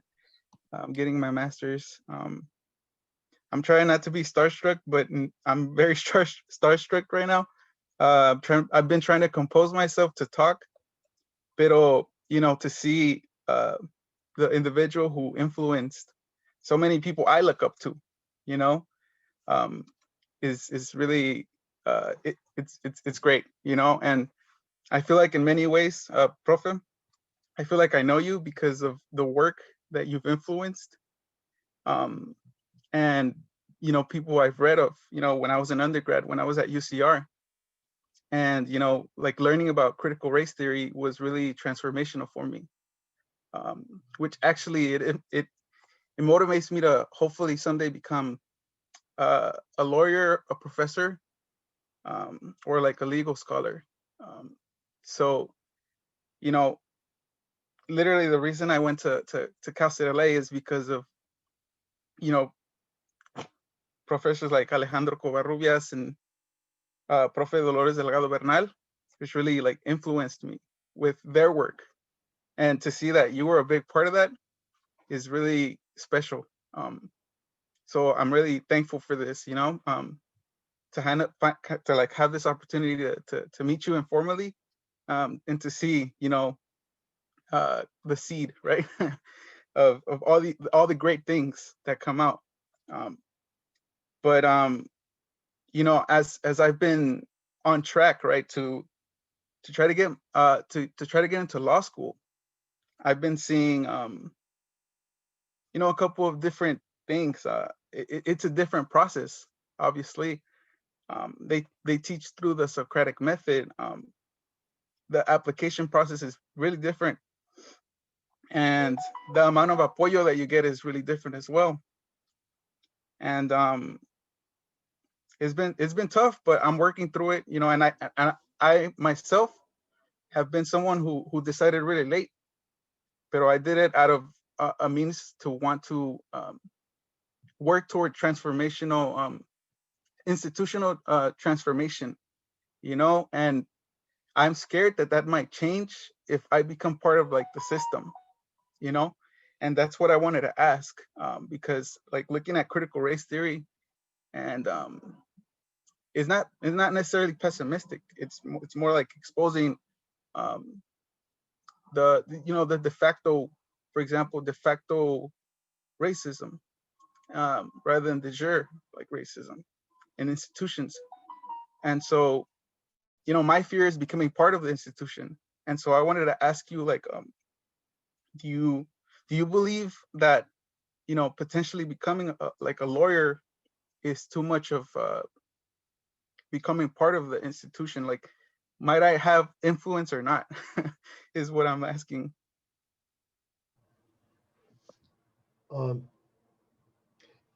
There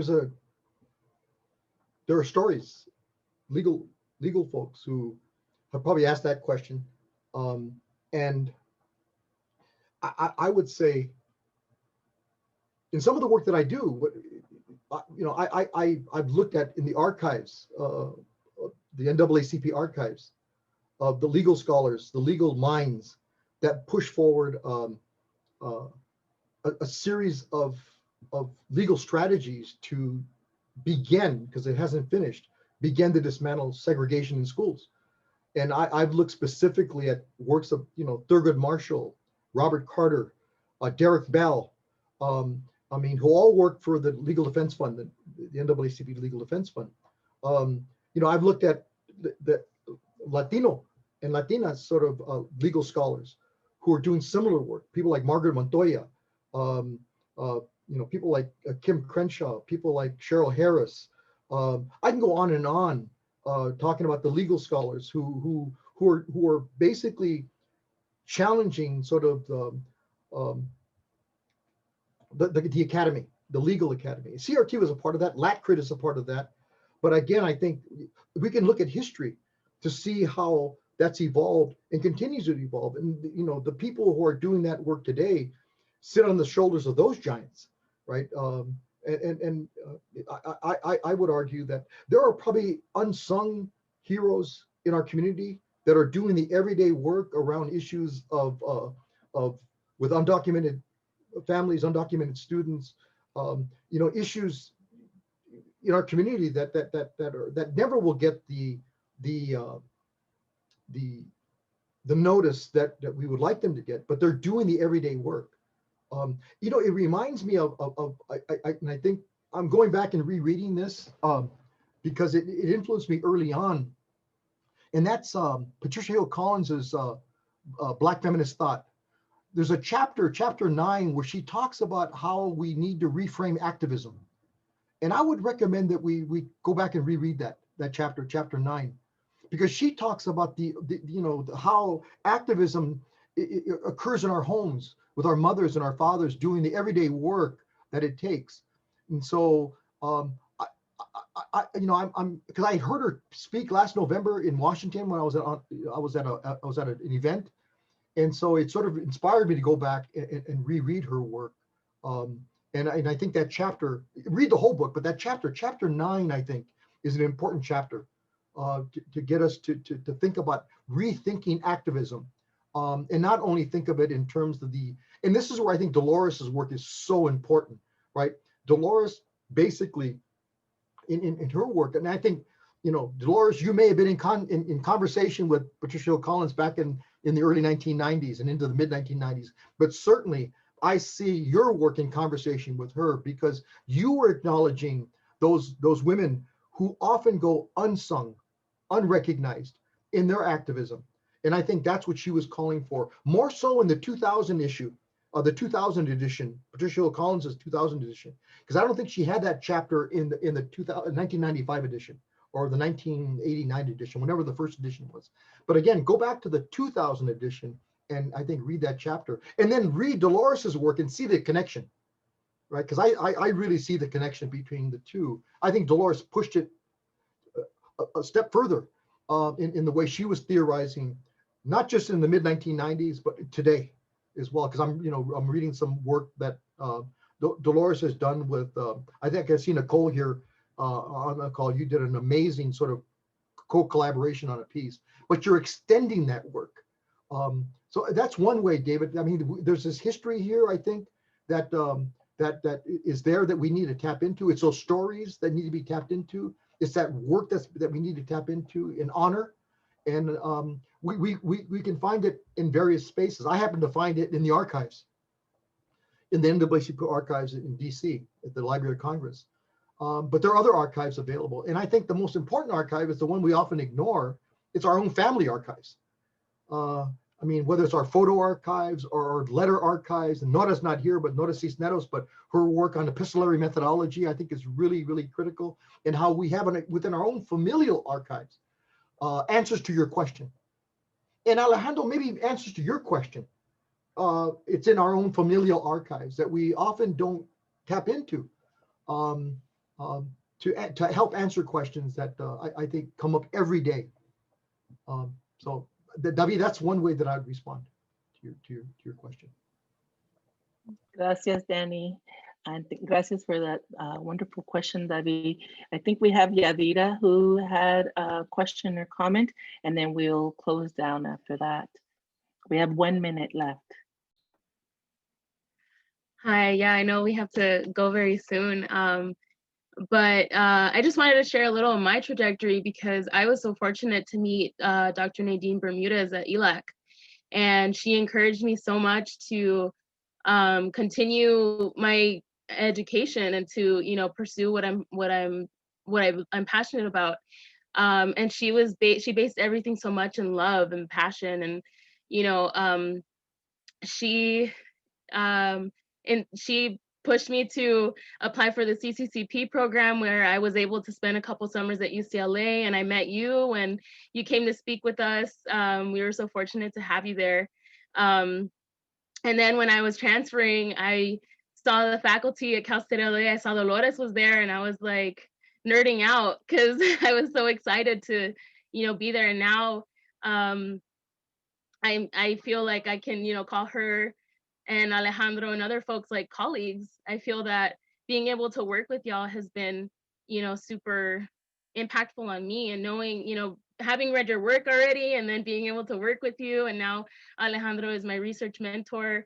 I'm a Malamés fellow, and I'm looking at grad schools and, PhD programs. And all of this happened because I met Nadine. And she was she spoke so highly of you, and I was so excited to meet you when I did very briefly that a couple summers ago. And you created, I know, like with Alejandro, we talk a lot about like these pipelines, and this pipeline that you created has just affected me so much, and I'm looking forward to being able to be a part of that.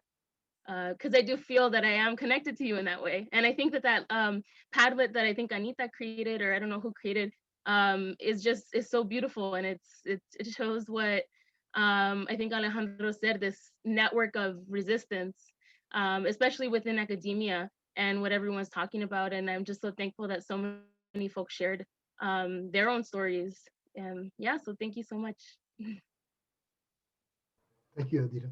You know, thank you for bringing up the community college. I mean, I'm not sure how many people here are at the community college right now or teaching at the community college, but I don't have to tell you all that as much as I like being in the UC system, as much as I I understand the CSU system and its importance. There's probably no more important system than the community college system.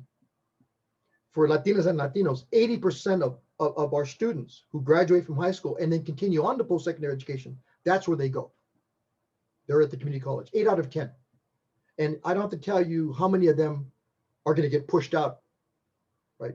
I mean, the transfer rates are abysmal, between 10 and 15%. So that's the place I think I feel we need to put a lot of our energy in terms of that's where our people are at. That's where our students are at. And we can't forget that. We can't forget that. It's so I was on a call yesterday with Spencer Fellows at the National Academy.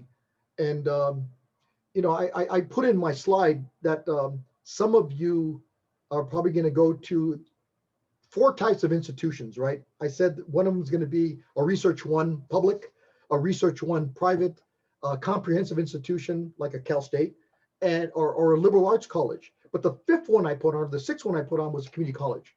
And that didn't go over well. Because in that space, that's not who they are. They're not supporting scholars who are going to go teach in a community college. But I told them the same thing. That's where probably the most important work needs to be done at the community college, right? That didn't go over too well, but hey, you got to say it. You got to say it. And I would likewise say it here. I mean, we need community college faculty. We really do. And we need to help in the training of community college faculty. It's not to say that we don't need K through 12 faculty. Absolutely, we do. But if we're talking post-secondary education, that's where the game is being played right now. You know, I love being at UCLA. I love working with students, and I'll continue to do that as long as I can. But I just realized, in talking to people like Anita, I'm sorry, I apologize, Anita. In talking to people like Nadine, in talking to people like Armida, in talking to other of our colleagues who are at the community college right now doing the work, I think that is really an important place to be, and continue to support them in any way we can. And can I just say, I think that's so important. I was in a group this week of Millen Mays fellows, and that's the one thing that Danny has done, I think, for all of us, is to validate the path we want to take. And it may be different in different points in our life, but we need people at R1s, because if Danny wasn't at the R1, think of the generation of scholars that wouldn't have been produced. We need people at community college because we know that's where most of our students go, and we don't want that transfer rate as poor as it is to continue. We need folks at teaching institutions, liberal arts. And so I think part of what we can all do to support each other is to always validate the path of those around us, as peers, as colleagues, or the ones that we mentor, that pick the path that's right for you, pick the path that you want to do. And so thank you, Danny, for making sure all of us have had that kind of support. Thank you, Dolores. Gracias, Dolores. Danny, any last words before we close it out? Myself here. I just want to thank you, Anita. Thanks, Alejandro, Valerie, Dolores, everybody on this call and who left the call. I just really, really appreciate this conversation we've been having. I hope we'll meet again soon. Although I know we have to meet this way, I hope that we'll be able to meet either in King Hall or wherever the Eastside RAC meets, or you come to Moore Hall and we can meet there. But in any case, I'm going to figure out a way to bring you in somehow into my RAC even in a post-COVID environment. But I appreciate all that you've done, and I appreciate this coming together today. So thank you all. Gracias, Danny. Maybe what we'll do is plan for a beach reunion so that we can see each other, and or the post-Rona, Dolores, you'll welcome us back to another celebration of Danny and his legacy. I would love to invite us to take a deep breath. Take it in.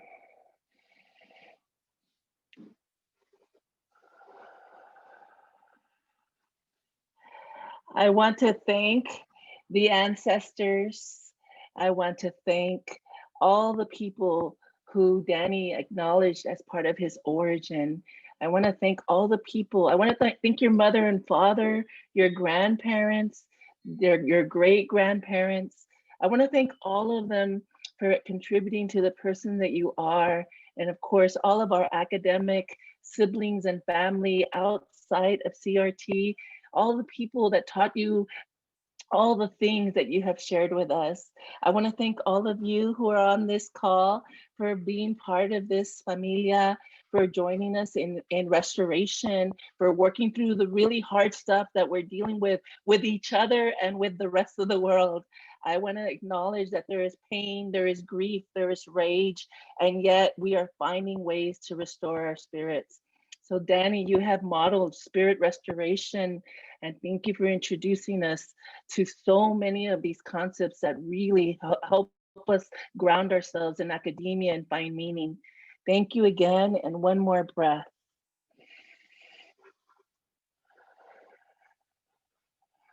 Stretch, remember to release your shoulders. And be kind to yourself, be kind to each other. No mean talk when you get off this call. Please don't say, darn it, that was 2 hours, I'm behind. Remind yourself that this was your grounding for the rest of this year, for the rest of your life. Thank you, Danny. Goodbye, everyone. Danny, stay on. I want to get a picture with you. Actually, even if folks want to stay on and turn their camera on now, if you could pose for one more picture, 2 more pictures. One with him spotlighted and one with the gallery, okay? So 1, 2, 3. Okay, another one. Hold on, I actually need a third one because he was looking the other way. 1, 2, 3. Cuídense en todos. Love you all. Bye-bye. Anita, how do I get that Padlet? Oh, I'm gonna email it to you with these pictures. Okay. I'm gonna upload this video, okay. And if you want, I can share it here real quick. Okay, how do I do it? I just yes, I'm gonna. It's just the link. Okay. Let me see. Do you have the link yet, or no, do I don't. You want me to send? Just 1 second. Okay. I knew you would love it. Okay, I don't see it yet. Thanks, Danny. Hold on, there it is. Thanks, Dolores. I'm thanks, gonna take Valerie. off. Alejandro, thanks. Wait. Thank you, Danny. Dolores, since you're on there, let's take a picture of us since it's primarily the host still in. Okay.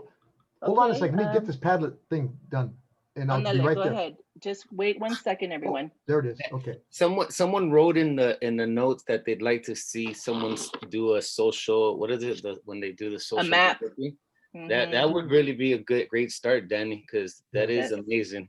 It's yes, amazing. I'll share it with everyone, definitely. And I think did Rebecca do something like that? Because I remember there was like by generation, so like Danny students and then like our students, and now I think like some of my students have doc students, and so yeah, it is truly multi-generational. I thought maybe Rebecca had started something like that at one point. Did she? I think she did. I haven't seen it though. I saw something from someone. But she did. Yes. All right, let me get a picture of us. Okay. 1, 2, 3. Okay. 1, 2, 3. One more just in case anybody blinked. 1, 2, 3. Gracias. You gonna send it to me? I'm gonna send it to you. I put it in the chat. Okay. And then I'm no, gonna I got the send it to Padlet, you. but how about that picture? Oh yeah, I'm gonna send you the picture. I'm gonna email it to you. All right. Okay. And I'm gonna upload the video to YouTube and then I'll make it available to everybody. Thank you, Nita. Thank you, Love everyone. you. Perfect. Thank you, Take Danny. care. Love you all, man. Love you all. Thank Have a you. good day. Lots Have a of good weekend. love. Take care. All the honor and respect, friends. Bye. Bye-bye now.